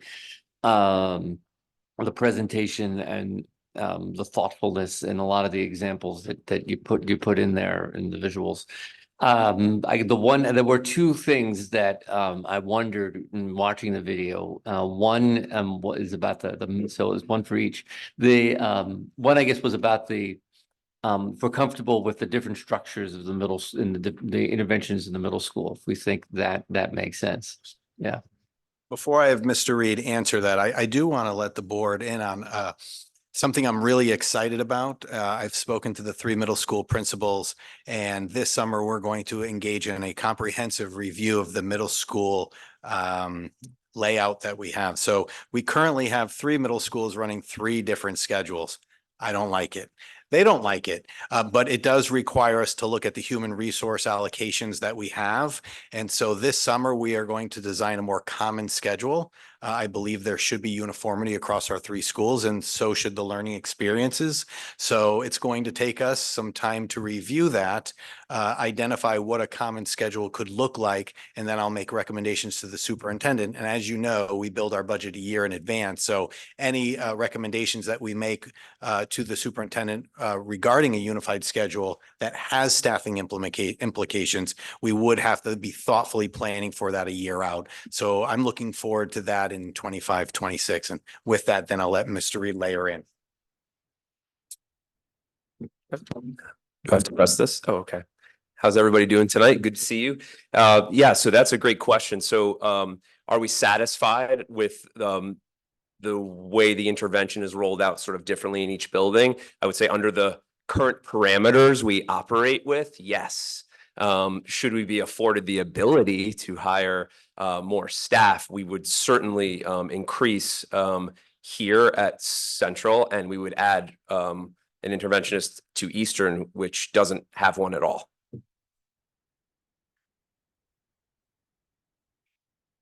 It's related then at the high school, because there was a comment in the presentation about the possible need for interventionists at the high school. So maybe you could talk about what that might be able to look like, or what needs we see there that might be right now are being unmet. Yeah, no, thank you for the opportunity and thank you for the question. Certainly my role is to advocate for the math department. And as you guys did several times tonight, ask what you could do to make our schools even better. And as I think about it, adding an interventionist at the high school is certainly a dream of mine. We do have a wonderful math learning center where our students are taking advantage of the wonderful resources that we have in our current math teachers. And then we're giving and delivering excellent support, but to have a true interventionist who's able to personally work with the students and get to know them and know their strengths and collaborate with their teachers in a consistent manner would really be kind of the next level. So that's why I put it into the presentation, fully knowing that this is certainly a year that we would not want to ask for that staff, but I will continue to work with Mr. Mayo and Ms. Talata to try to find efficiencies both in my department and at Greenwich High School to hopefully realize our goal one day. So assuming it would happen, would it occur during like the flex time, or is that where you would deliver that extra instruction? And do you use flex time if needed for added support? So just to preface my comments, we do a tremendous job at Greenwich High School. If you're at Greenwich High School at 7:30 or earlier, our math teachers are there giving extra help to their students. It's one of the most amazing things I noticed when I came to Greenwich High School 4 or 5 years ago. So our teachers are selfless with their time and certainly making time before school, during school, and that flex period to deliver the extra help that our students ask for and require. As far as what an interventionist might look like at the high school, I initially would try to model it after both the reading program that you heard about tonight and our STARS program that you also heard about tonight. Those end up being actual times that are scheduled into the student's day and can be, in some cases, credit bearing. And so that would be one of the things I would want to unpack and research a little bit more with our team at the high school to see what exactly we could do. But given the nature of the high school where the kids do have some open blocks, we might be able to structure it in a really nice way. So that way we can close some of those gaps, but also allow them to work towards gaining some of those credits that they so eagerly need to find during graduation time.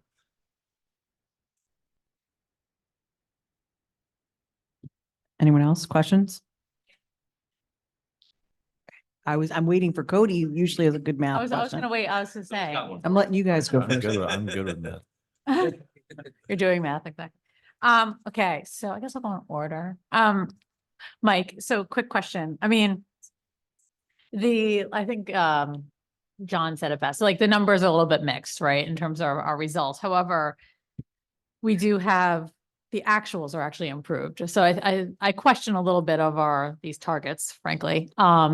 And because to me, let's look at the year over year growth. And so when I do that, I see good results. The only decline is actually the number of kids matriculating into Algebra 1 by the end of 8th grade, and that's not statistically significant. And frankly, I was a little unsure of that goal in and of itself anyway.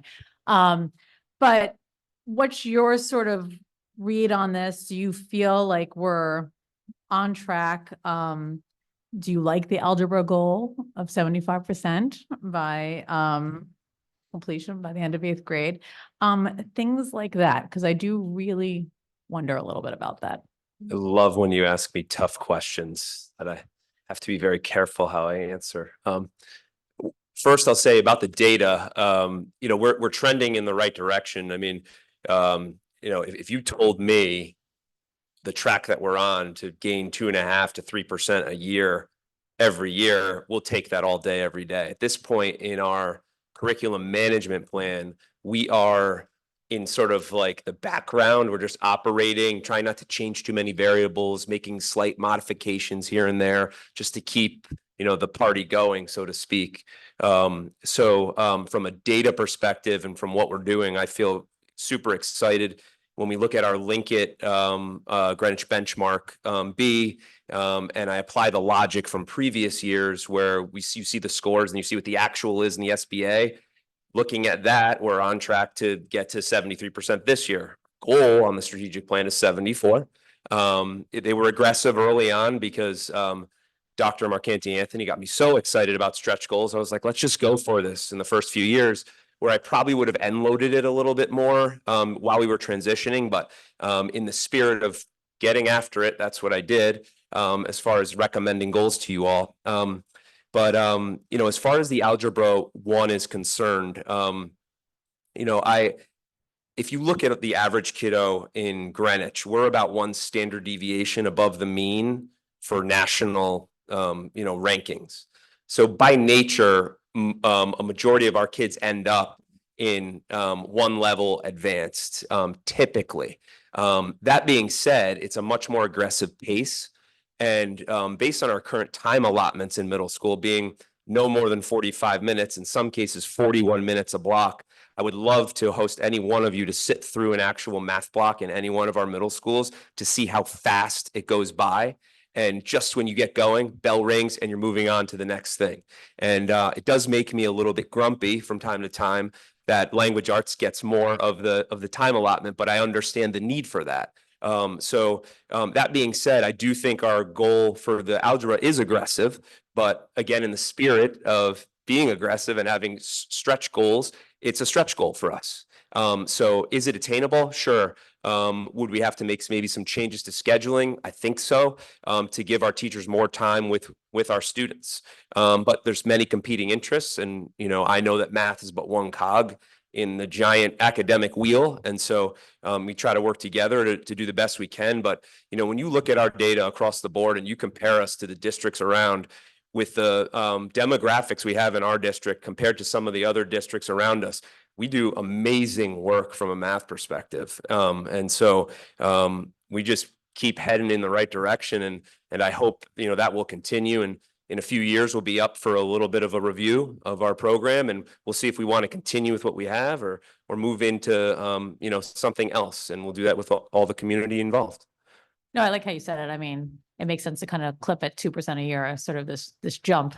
I thought was a little bit aggressive. So that's why I think it's important to look at the year-over-year actuals rather than the target. Can I keep going?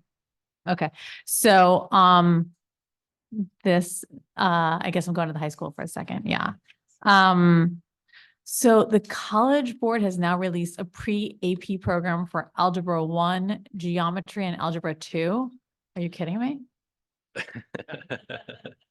So it's actually a couple of years old, but the good thing is that they are starting to really align it with the AP Pre-Calc and AP Calc. And so, you know, the way I described it to Mark a couple of weeks ago is that, you know, College Board has been making obviously the SAT and the AP for many years, and they do a really great job about keeping their formula kind of behind lock and key and not really telling us, you know, all the ins and outs of what is expected inside the curriculum. And so teachers, administrators, publishers, we all do a really good job trying to figure out what they're thinking and what it is that they're going to hope to test the children on. Now they're giving us a glimpse as to actually what it is that they use to be able to write these exams. And so next year, they're going to give us the opportunity, among other schools, the opportunity to take a look at their Model 8 Algebra 1 Geometry and Algebra 2 curriculums. They've just given us a quick snapshot so far, and it does look like something that we might want to leverage in the future. And so my hope is that we'll have some time later this summer and into next year to be able to look at those materials, see how they do align to what we're doing already, and see if it does make sense to possibly bring that to Greenwich in a more formal way. But yes, I know the idea of having like AP geometry scares the heck out of a lot of people, but I also don't want to be behind the curve. And that's one of the things that we've done really well, I think, at Greenwich High School and at Greenwich K-12 as a math department as a whole, is really try to take a look and see what's coming and try to make sure that we're preparing our students and our teachers to do the best they can. And so we've been doing that with AP Pre-Calculus this year. I believe we're the only Fairfield school that has it on the books, and we're going to have over 200 kids testing on that in May. I'm excited about that. I think we're going to see some fantastic results, and you know, it's a great win-win for the students in our community. One more question. Please. Link it. So it seems that we use that by grade level, yes? Which is a little bit odd, right? Because, I mean, I can just take an example of my kids who are still in middle school who are taking, obviously, it's not aligned with their grade level, right? So what is the purpose then of them taking Link It that's aligned with their grade? You know what I'm saying? You want from the high school or from? Either, because we're kind of It's a doing little it. different. We're, You want to okay, start? both Yeah. maybe, right? So Andrew can get into the high school where it's more course specific, which I think is sort of what you're aiming at. Why wouldn't we test an 8th grader that's in geometry with a geometry Link It? You know, really what we're using it for is more of a sort of a benchmarking to see how we're going to perform later on in the year on the standardized assessments. So regardless of whether a student is in geometry in 8th grade, they're taking the 8th grade SBA, which is based in pre-algebra. So the way we really utilize it for them is to make sure that they have those skills. In some cases, sometimes, you know, you would make the assumption that because a kid is in geometry, they should be able to absolutely dominate, you know, the pre-algebra SBA, right? Which is grade 8. But sometimes it's a little dusty. It's a little cobwebby in their brains because they've moved on so fast. And so we kind of use it as a little bit of a barometer or health check to see, do they remember some of these things that might be a little bit more discrete, and so that they'll be prepared for that test. But that being said, yeah, I would love to be measuring kids more so on the content that they're in a little bit more of an adaptive way on the upside for sure.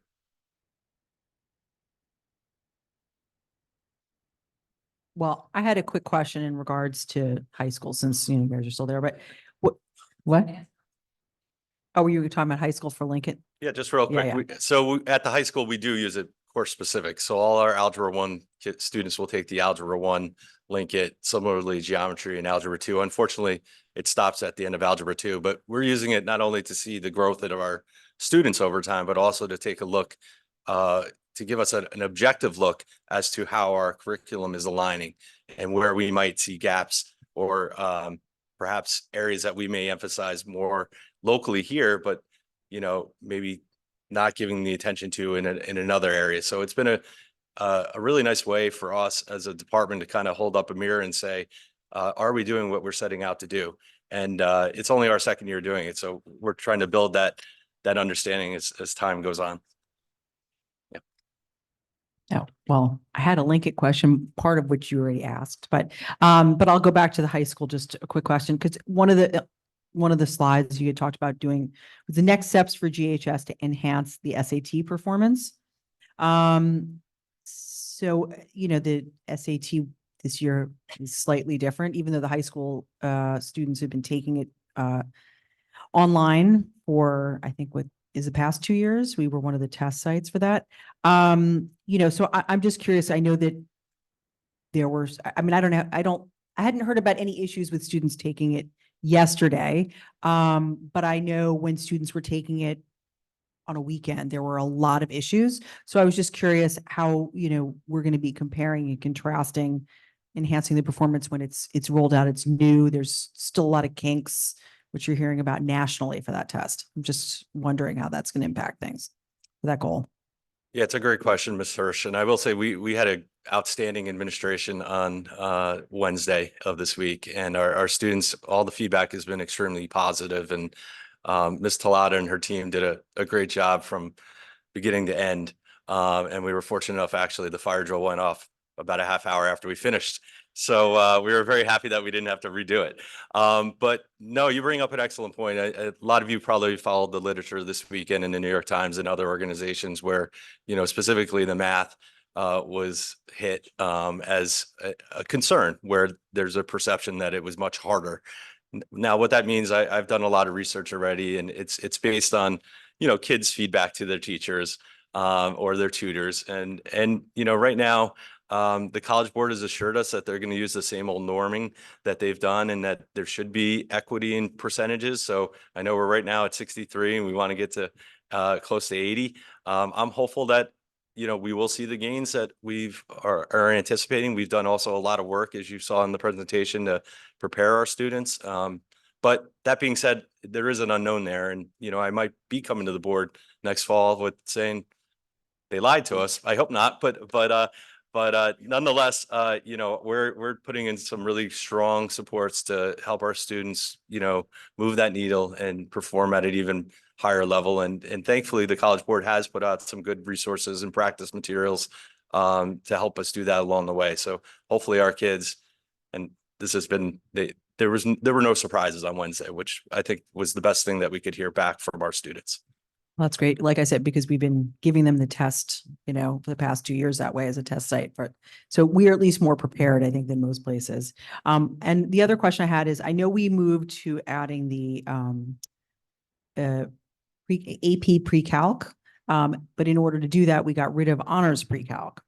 And I know it's we don't have a lot of courses that go from the, traditional course just to that and an AP without offering an honors for students really aren't ready for the AP, the speed of which and that it moves and things. So, I don't know if you've gotten any feedback. I know I've heard from a lot of parents who were frustrated that their student was only had, option A or B, and the honors piece had been removed, especially a lot of pre-calculus students are, on the younger side and just not ready for that speed and depth. So I was just curious what feedback you've gotten in that area.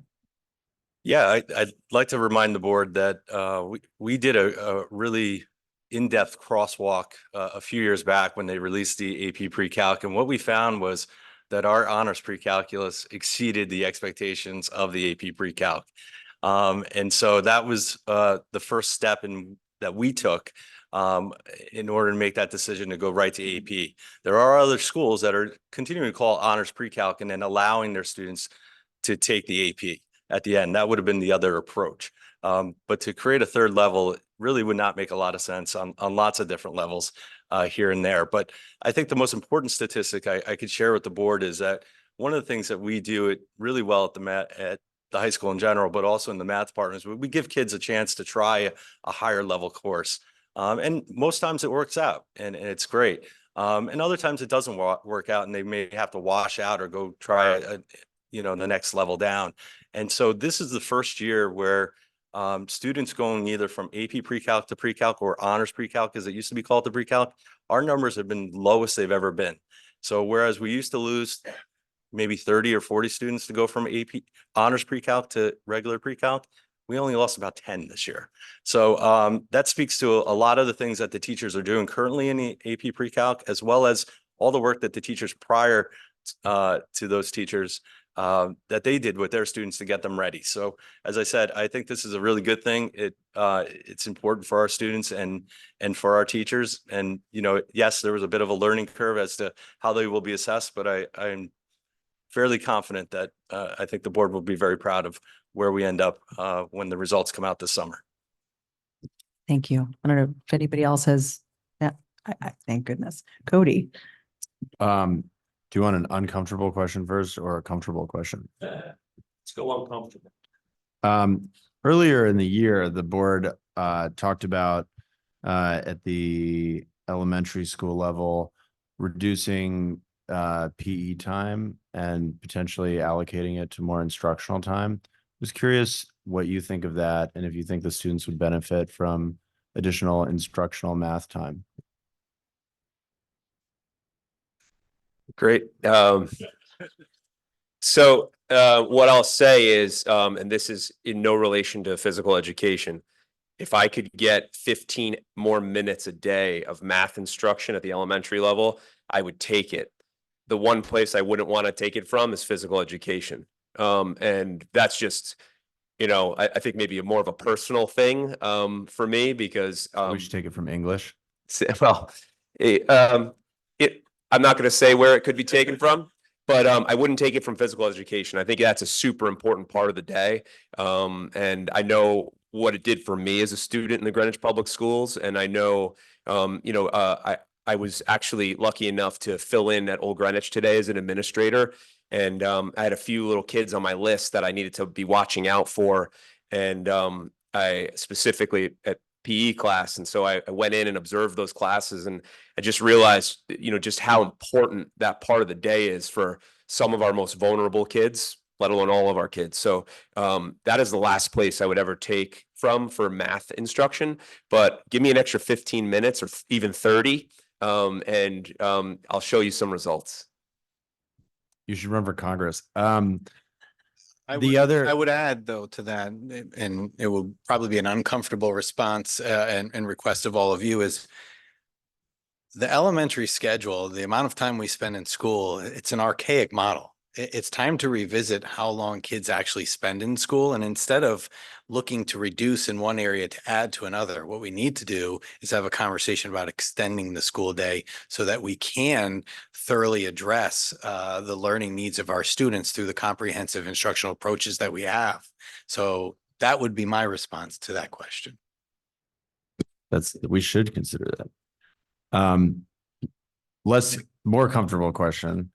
Just looking at the list of our peer schools and the achievement reports, is there anything that you'd say like we do better than them or that we do something that's bolder or different? And we're just curious if is it kind of like we're all doing sort of the same thing and we're just trying to do it slightly better? Is there anything that's kind of fundamentally different in the way we approach things?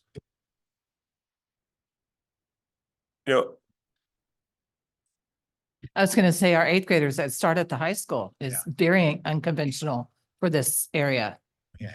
Right. And one of the questions I had is they were asking about the data is where do you actually calculate on that Algebra 1 number? Where do the kids show up that are taking geometry, Algebra 2, pre-calculus, or even one student in calculus? If they're in 8th grade, do they get plugged into that number?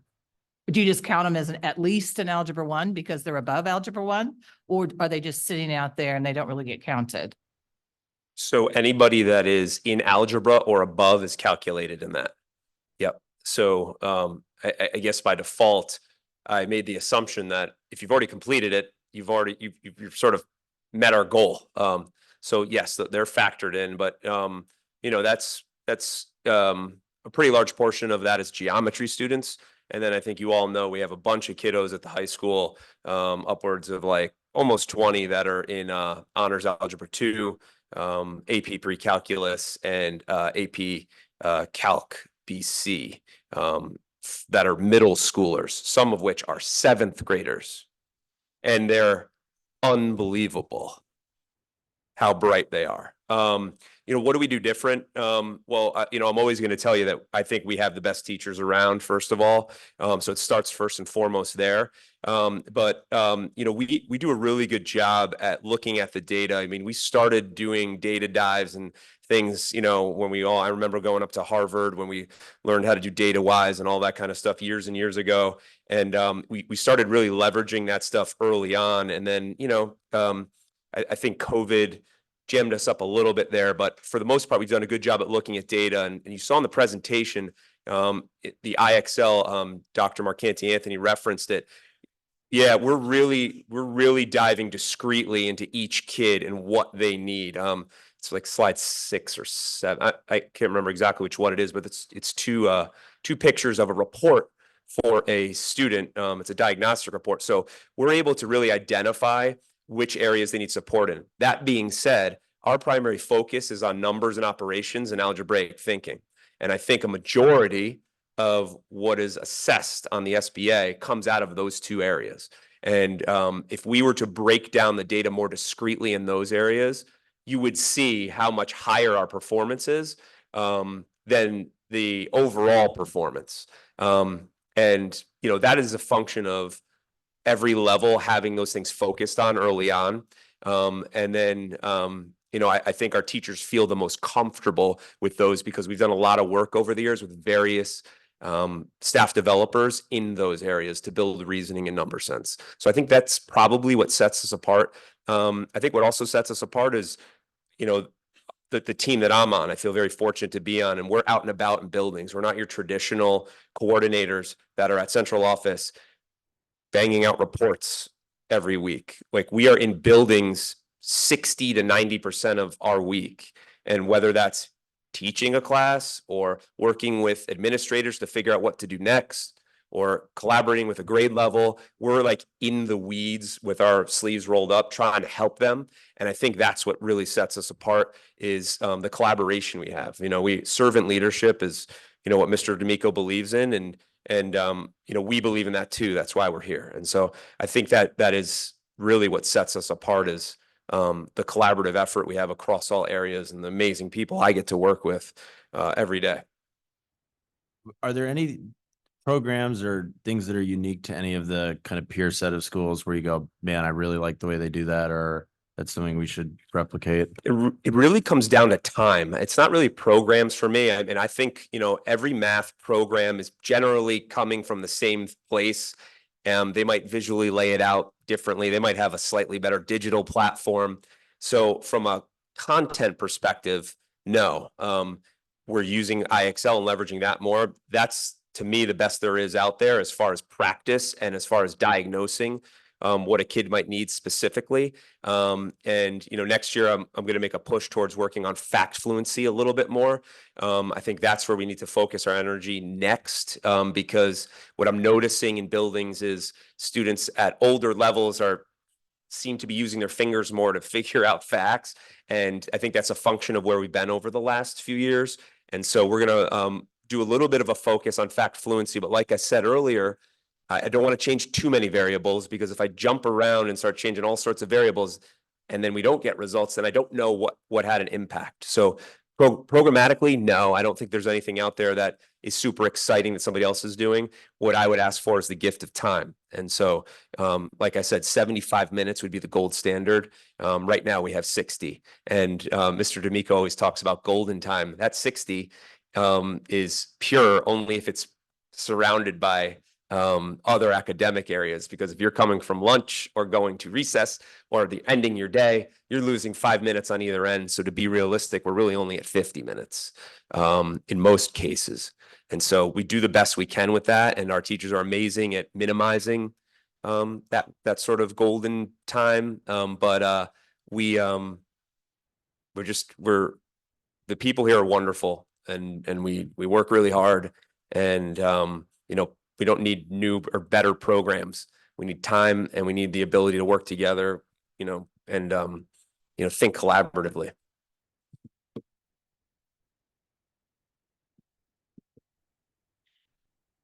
Does anybody else have any specific questions? Anyone? And Laura? So I never thought of the fact that you might be so jealous that ELA gets double the amount of time in middle school. That's a really interesting insight into how a professional would view the discrepancy, if you will. We couldn't get you a extra few minutes, but we did keep school in session for the primary election. So you could make that math day if Dr. Jones says it's okay. Perfect. Just going to tell Mike only half facetiously that Dr. Carl Hendrick, our keynote speaker at Research Ed, has a lot to say about fact fluency. He wrote a whole chapter on it in his latest book. Was he talking about Mad Minutes? Because I missed those. We used to have a challenge at dinner time. And that'll be at the Research Ed Conference on April 6th. Oh, God. Oh, there's two of you. Well, I don't know. I can just say, if for a child, we offer so many opportunities for students, especially in math, especially starting at young ages, to jump ahead, to double jump, to give our students here an opportunity that isn't offered in many other districts to even go beyond that double jump, which you were talking about, kids in 8th grade taking AP BC Calc. I mean, unbelievable. We haven't figured that out. 7th grade. But I was gonna say that the fact that we offer those opportunities for our students, and when we don't have it in a classroom, we find a classroom for them. I mean, we've done classes with, Johns Hopkins for our students, especially when it comes to math, and providing those opportunities for students. And for students who don't feel strong and supported in math, you guys have made it possible for them to feel that way. I know, because I have one who kept saying, I'm not good at math. And yet she's, killing it in AP BC Calc, thanks to Mr. Byrne. So, I just wanted to say thank you, because this is an area that we focus, like you were saying, so much on ELA, but math is equally important. So I appreciate all the work you guys are putting into this. It's fantastic. Thank you for having us tonight, and a special thanks, obviously, to Mike and Andrew and all our math teachers listening in at home and our math interventionists. Thank you for all of your hard work. Thanks, guys. And with that, we are going to move on to the Hamilton Avenue field use request. It's a first read. I know Blaze is online, so I don't know if he wants to present the discussion. There he is. Hello. Karen, hi, can you guys hear me? We can hear you. Okay, sorry, I had to make it home to the baby. So Does the baby get to make a special appearance? he may. We need He's some feeding right cuteness. now, so you just can't saying. see him Okay, right now. not right now. Okay. Okay, so yeah, I mean, you may be able to speak to this better than I, but I think Parks and Recreation and the church, everyone's taking a very proactive approach for the field use and for the carnival. It started very early this year. There was a big joint meeting with all the key stakeholders, where we reviewed everything, all the requirements. The risk manager was there, the representatives were there. Karen, you were Karen Hirsch, you were there. Myself, Dan Watson. And so we reviewed the whole thing with Parks and Recreation and went through the event plan and the timeline. And if you recall, last year, we had discussed doing a multi-year type of approval. But because of a whole number of reasons, including the same ones that we're still stuck with, like the uncertainty of the geothermal system and the garage, we had the board had opted for these annual reviews for now until we come up with a longer term solution on those things. So this is another request from, you know, St. Roch's for the feast. Karen, I don't know if there's anything you want to add or specific detail. I think your motion looks like it was crafted and reasonably well with reflecting that conversation with the group. So I mean, I was gonna say, it's pretty similar to the motion that we had last year, but yes, we did all sit down together. We were working with the town side, with, St. Roch's and everybody in order to make sure that this, yearly fest continues to happen in the best way possible. One of the things, there was a lot of discussion mostly that didn't involve us with the discussions with the town on required permits and things. The one thing I would request that we do prior to voting on this at our next meeting is knowing the date and including, and once we have the specific date, adding that into the motion or the piece, because when I spoke with St. Roch's, the original date that they had selected conflicted with the start of school, as in it was going to take place after schools had begun. And at that point, there is no opportunity to use our fields. School takes precedence. So prior to taking action, I'd love to be able to add the dates. I know they were looking into moving it more towards the middle of the summer. Did they give you a date? If not, I'll just reach out to. I'm in the same position as you still. Yep. Okay, so I'll reach out to them. I just before the next meeting to get that into place. The other piece I'll add is that, I was very open and honest with them, to make sure that they understood that the request from the RTM was for us to take a look at reusing the geothermal well system, and that it might mean opening things up in our field to take a look at what's there and what's underground. And until we knew for sure what that plan was, from EMAC, that might be open. Oh, we have a special guest. Hello. This is Oh. Wesley. Hi, everybody. Yes. Oh, He's being good right now. my whole day has been made. Oh. 3 weeks old. Thanks. Anyway, so the end result is, I was very open and honest with them about the opportunity to utilize this, to utilize the space for next summer. That most likely we were not going to be able to have access to it for them for next summer because we were going to be focusing on redoing the garage at the very least, and we didn't know what was going to be happening and the timing with HVAC, whether we'd be doing geothermal or whether we'd be doing something else on that site. And they were understanding of that, and I just suggested that they want to, for next summer at the very least, look for alternative locations. And once we sort of know what we're doing with Hamilton Avenue's fields and HVAC system or geothermal, and once the parking garage is fixed, I'd be very happy to hand this back to the traditional method where they do not need to come to the board every year. But that's just a personal opinion because it's an unusual situation that they do that. I mean, it's a board discussion at this point, but that was they were very appreciative that we were being transparent and with them, and that giving them a year plus heads up for next summer. Can I ask you a question? Just because I remember last year, there was a little bit of a rush with the Town of Greenwich Risk Manager. Do you think that you should be basically saying should seek approval with the Town of Greenwich Risk Manager rather than proactively start the clock on working with them? Because then you might still be 3 days before you're getting the approvals.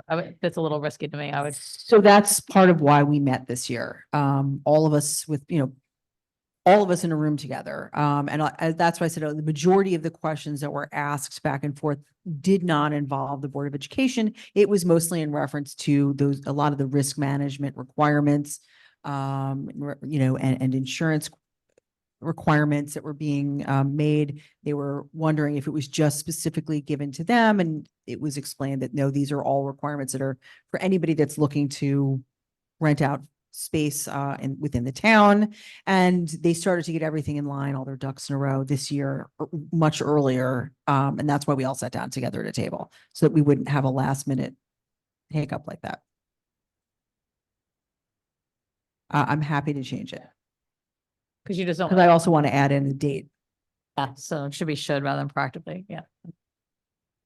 Karen, I really appreciate your taking the time here on a topic that I know many of us veterans are probably done with. The I guess number one here, am I wrong? The if my memory's right, didn't Parks and Rec, isn't the reason why we had to vote last year is because Parks and Rec wouldn't grant a permit, and then as a result, we had to, we gave authorization? Well, it was the past 2 years, actually, that they've come to us, and it was because there was a memorandum submitted by our prior superintendent in regards to not having heavy equipment or other materials on the field due to the geothermal well field.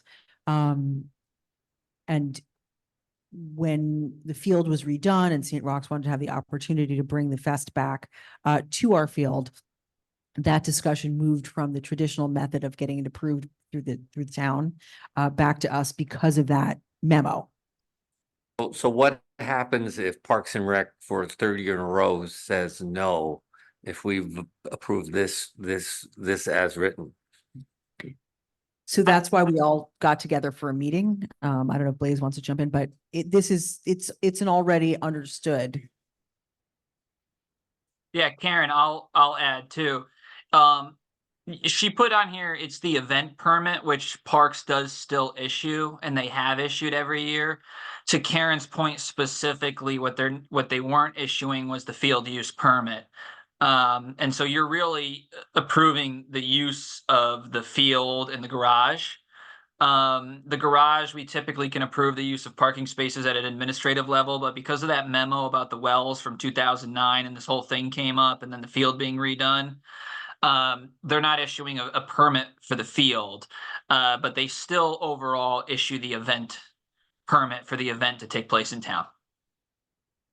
And that discussion's already started amongst the other two entities. And that's why I said, once we have a better idea of what we're doing with the field and geothermal versus HVAC, and once we know specifics about the redoing, redoing the garage there, I think then the board can have that discussion as to whether, that memo needs to be pulled and, whatnot, but that's for a later date. Yep.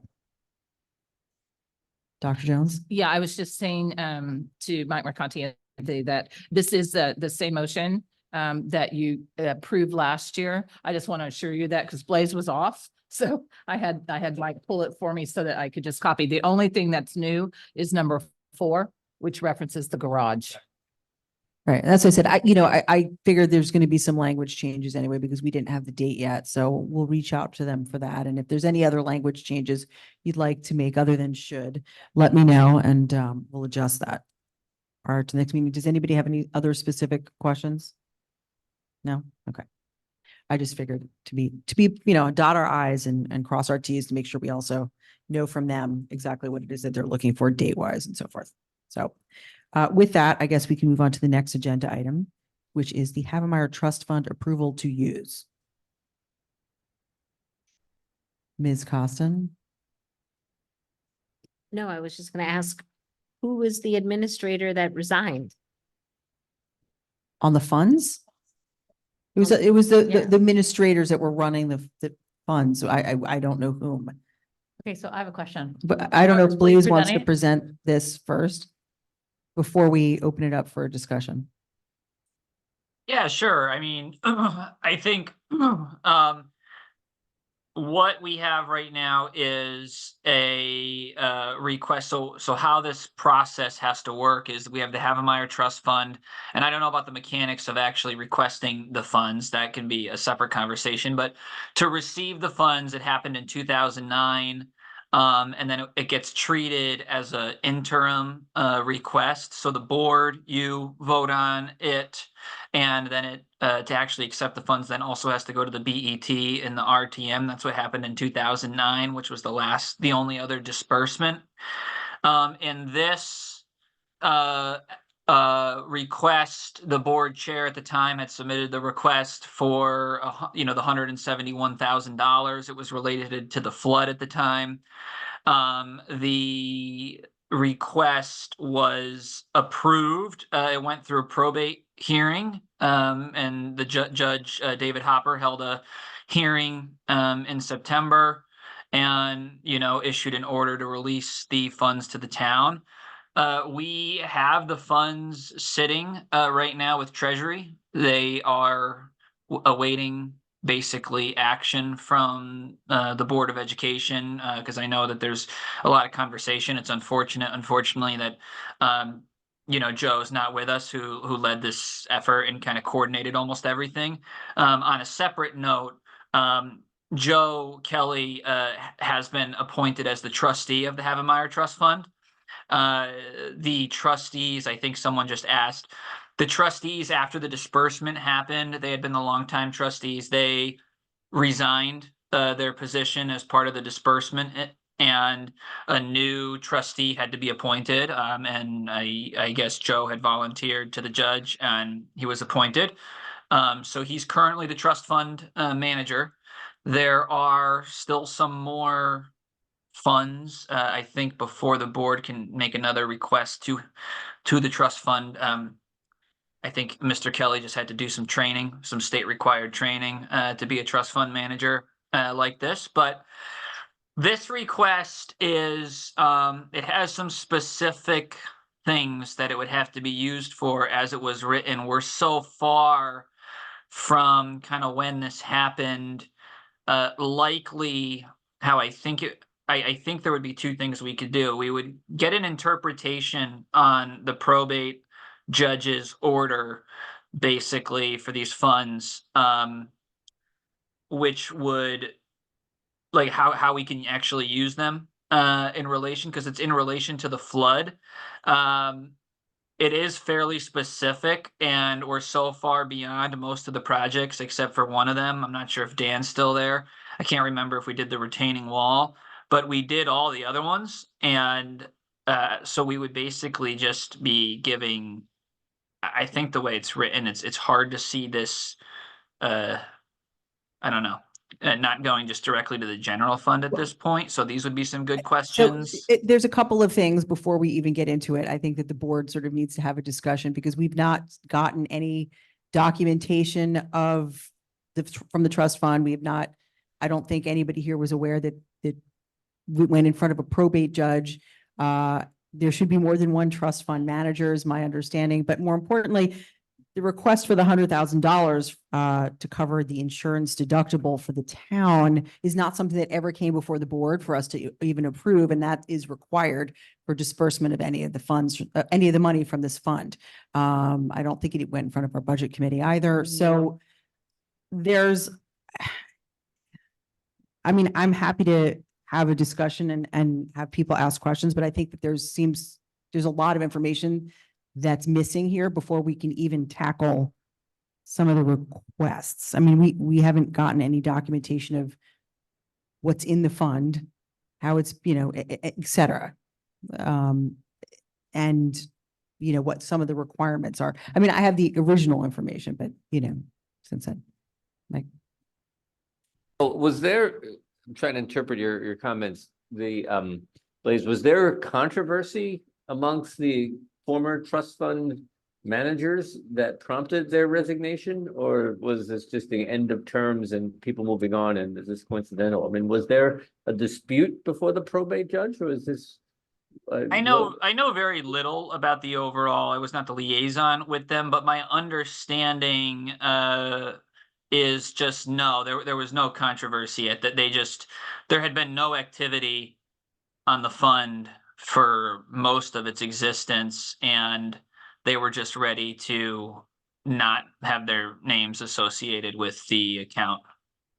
There wasn't a liaison, is my understanding, because I don't remember ever seeing any documentation. I know I'd asked, other CFOs beforehand too, that we hadn't gotten information on this in a while. It took, Joe can probably even talk to you, the energy and effort it took us to hunt down to find out who the people on the fund were.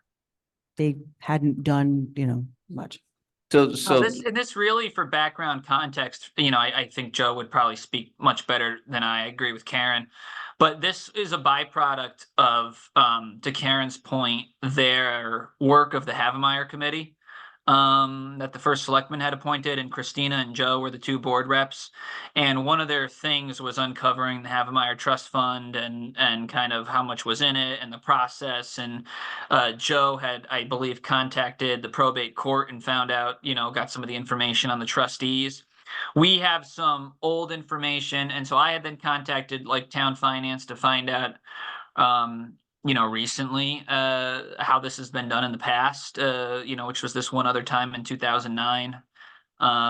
They sent over some documentation. There was a disbursement of like, I can't remember off the top of my head. It was like 80,000 for something at the Havemeyer building. Karen, maybe you may know what that was for, but I can look it up. We have a folder in the office, but I do agree with Karen that there's probably some more global questions, because before we would submit this request for actual use to the town, it would probably make sense to do it one time. And if we want to draw down, more funds from the trust fund, if that's something we're interested in doing, I think it would make sense to figure out the process, figure out what we want to do, draw down additional funds if that's something we wanted to do for improvements on the building, and then go forward with a full package and all of these things answered before we forward an interim request over to the BET and the RTM.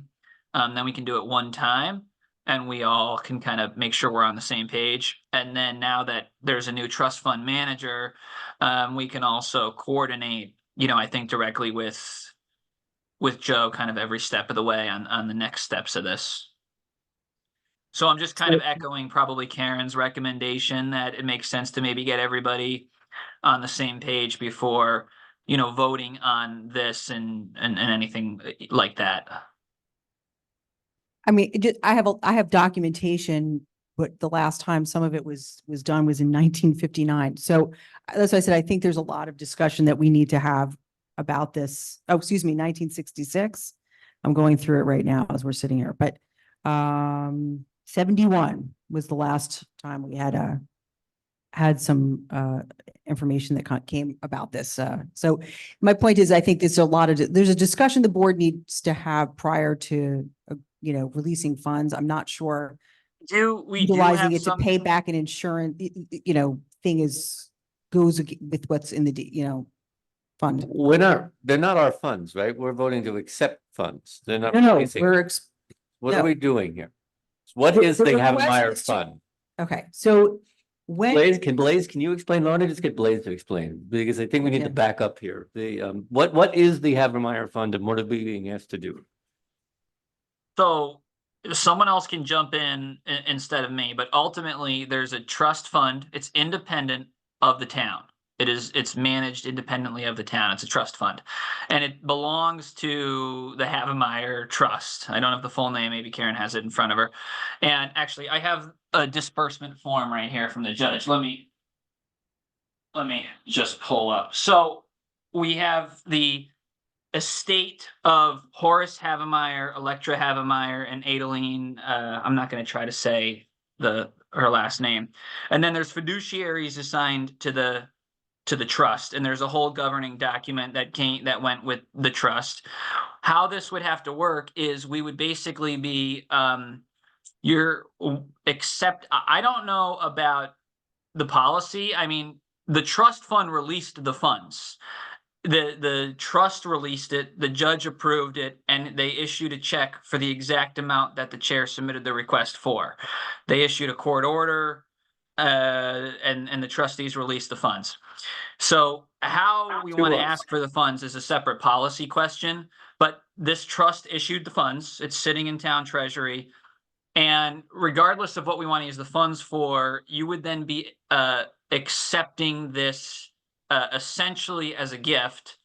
And it also has to be appropriated by the BET and the RTM. And that is what happened in 2009, which was the last disbursement from this trust. The chief operating officer on behalf of the board at the time had submitted a request for funds for, I think, 88,000. The board accepted the funds because of what it is and the dollar amount. It also went to the BET and the RTM to accept the funds from the trust, and then they were appropriated in a special account. But can I add one thing? Yeah, well, I was Feel going to say, free. when Yes. this fund was created in 1909, was a gift from the Havemeyer family to the town, and it has very specific uses attached to it. So, I I mean, trust too. yeah. Now, specifically too, we do have the choice how, I mean, the money was sort of for flood, but to pay a deductible with that, which is automatically always paid by the town, is a very poor use of funds by the Board of Education. So that's why the 71,000, yeah, perhaps that makes sense.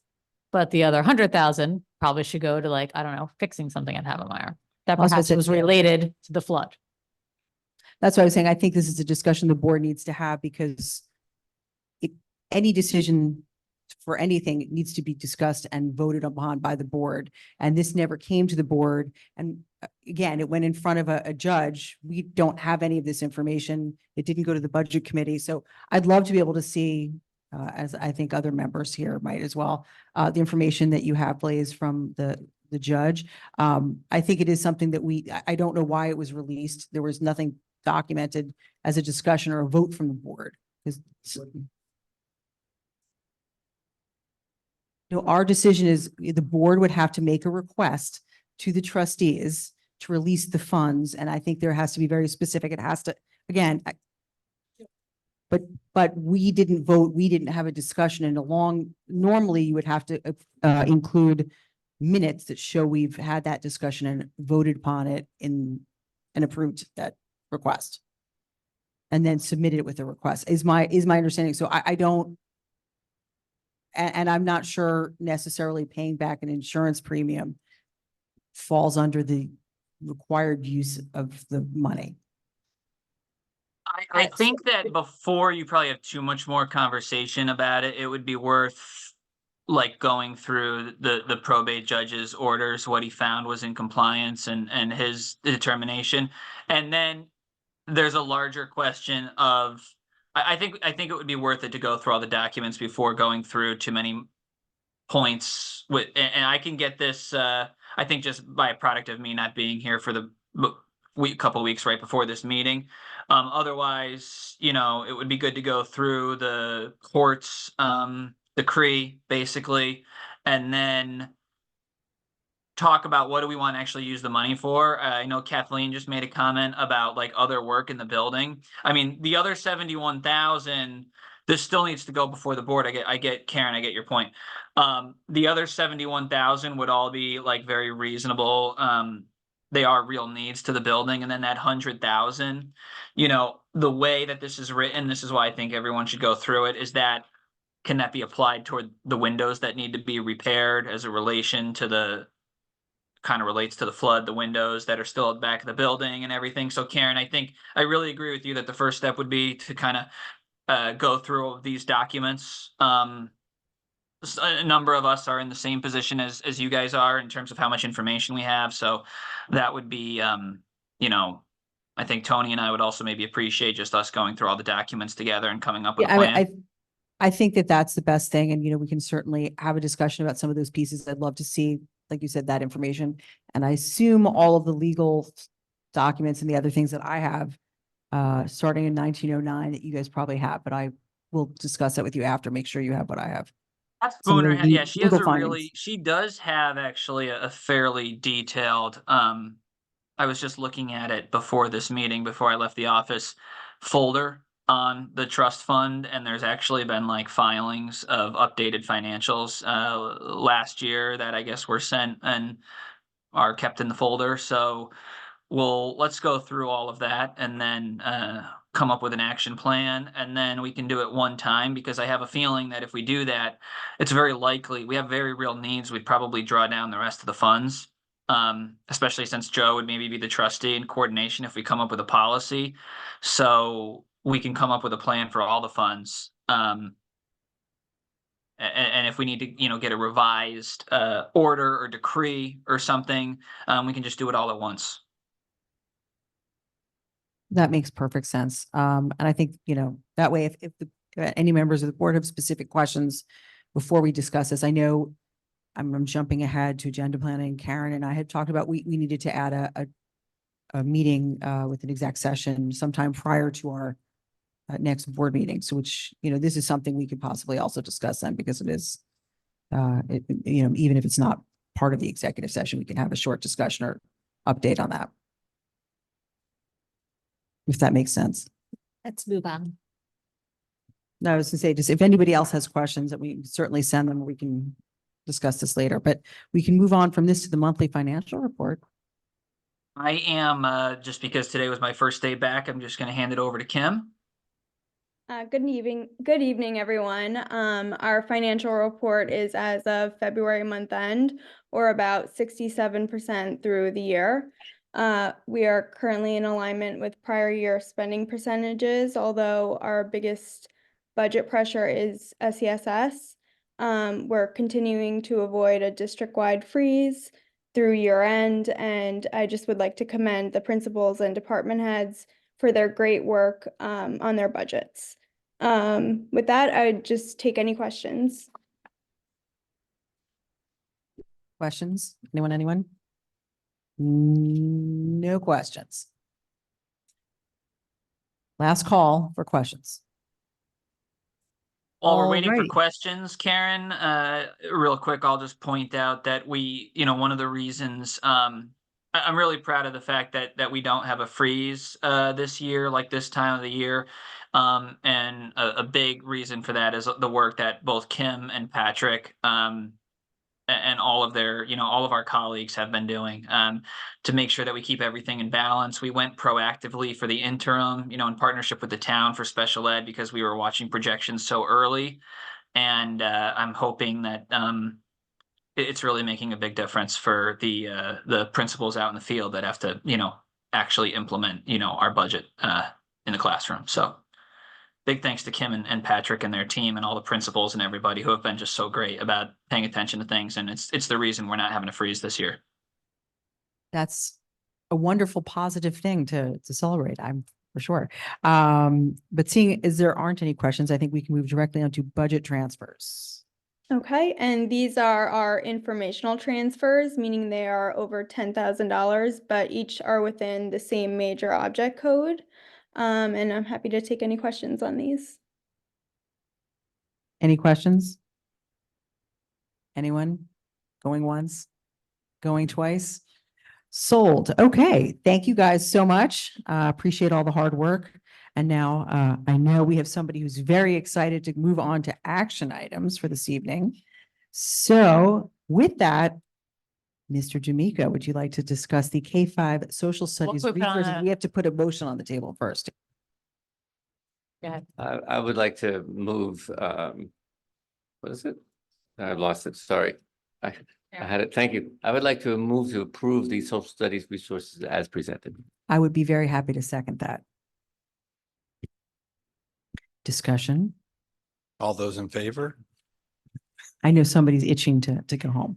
Well, I will say, I'd like to point out the fact that Miss Fogel is joining us from 1,814 miles away and 1 mile above sea level, I believe, in Denver, Colorado, from the National Science Conference, and she's happy to answer any questions. But I want to give her and the textbook committee all of the credit for shepherding us through this arduous process. Appreciate Ms. Hirsch's participation. I appreciate John Fisher recognizing PTA's full support of My World Interactive. So we're really excited about this opportunity. Does anybody have any specific questions? I see your, I don't know if you're playing with your thing or you have a question.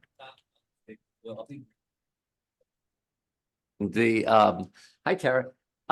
So I wanted, it's worth noting, like I did review the materials, and I appreciate, Tara, you bringing them all last month and things. And I think the thoughtfulness with which the committee brought to this work is why this has been a non-controversial process and one that really is worked towards the benefit of our students. There is lots of criticism out there from both sides around social studies, but what I found, for what it's worth, in looking through the curriculum, is that the curriculum does an excellent job of really grounding our K-5 students in our community, awareness of our community, the knowledge of the community, and the history of our country, and in a thoughtful and citizen developing way.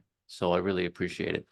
Just one example, in the third grade, for example, in the third grade, there's a chapter on American heroes, and they list the American heroes they list are Abraham Lincoln, Jane Addams, Martin Luther King, among certain novels, and that was good enough for me. I mean, so that really speaks to the approach of the curriculum in general, and I appreciate it. And Tara, I don't know if you're aware, but after Research Ed Greenwich and Research Ed Delaware in October, the next Research Edge conference is going to be Research Ed Denver in November. So you're early, but You were rhyming. You're a poet. You didn't know it. November and just, anyone, any other comments? If not, I'd be happy to, call for a vote. All right, all in favor of approving the K-5 social studies resources, please raise a hand. Okay, that's 7-0. And just as a note, Karen Kowalski had also supported the approval of this. So if she were here, you would have had a unanimous 8-0. I mean, it's 7-0 unanimous still. Thank you very much for your support and an endorsement. Well, thank you guys for all of the work and putting this together. It was a wonderful committee to be seated on. I know we're good. Thank you. Have a good night. So our next item is the agenda plan. Is there anybody that has anything they want to add? As I said, I know that Chair Kowalski will be sending out an email. We had been looking to see about adding an executive session for a few subjects that need to be discussed. And I think we were looking to possibly do it on April 4th. I don't think I can do that. Thursday, April 4th, but we'll send it out via email. Why are Yeah. you making a face at me? Yeah, Laura? no. All of these extra Thursday meetings also are kind of starting to get to me a little bit. We have no option. We will need to have an executive session. So, every Thursday it says hold Board of Ed. Oh, but we have, this is Oh, I like the agree. third, fourth meeting in a row, like start, it is That's also 2 weeks 2 days. from now. It is also 2 days before I'm not No, joking. it's the actually a week. conference. It's a week Yeah. before. Oh, but it'll be quick. It's a necessary, evil that we do. So, Ms. Kowalski will send out an email to the board, to have that as an executive session. The only other thing is I know, we had talked, we had special education stuff tonight, and Karen and I just wanted to, and we'll reach out to Dr. H about when we can expect to get some of the data that we had asked for as to whether I don't think we necessarily need to have it as another. Okay, perfect. I'm not sure. We'll send, the information. We were just discussing it today, trying to find a date for that. So does anybody else have anything they need to add to the agenda for going forward? Going once, going twice. I know Laura is itching to make a motion. I would just like to note that you have given this privilege to other people and I'm holding a grudge. Well, I just offered it to you. It's your birthday coming up. It's my gift to you. Fine, I move, we adjourn. Would you like to second it, Mike? No. I would like to second. All right. So all in favor? Cody, in favor of adjourning? Mike's going to abstain, I think, just to make a point. Are you abstaining or are you voting no? Okay, so it's 7-1-0. 6-1-0. 601. Sorry, I did it backwards. And with that, I'd like to wish you all a good night.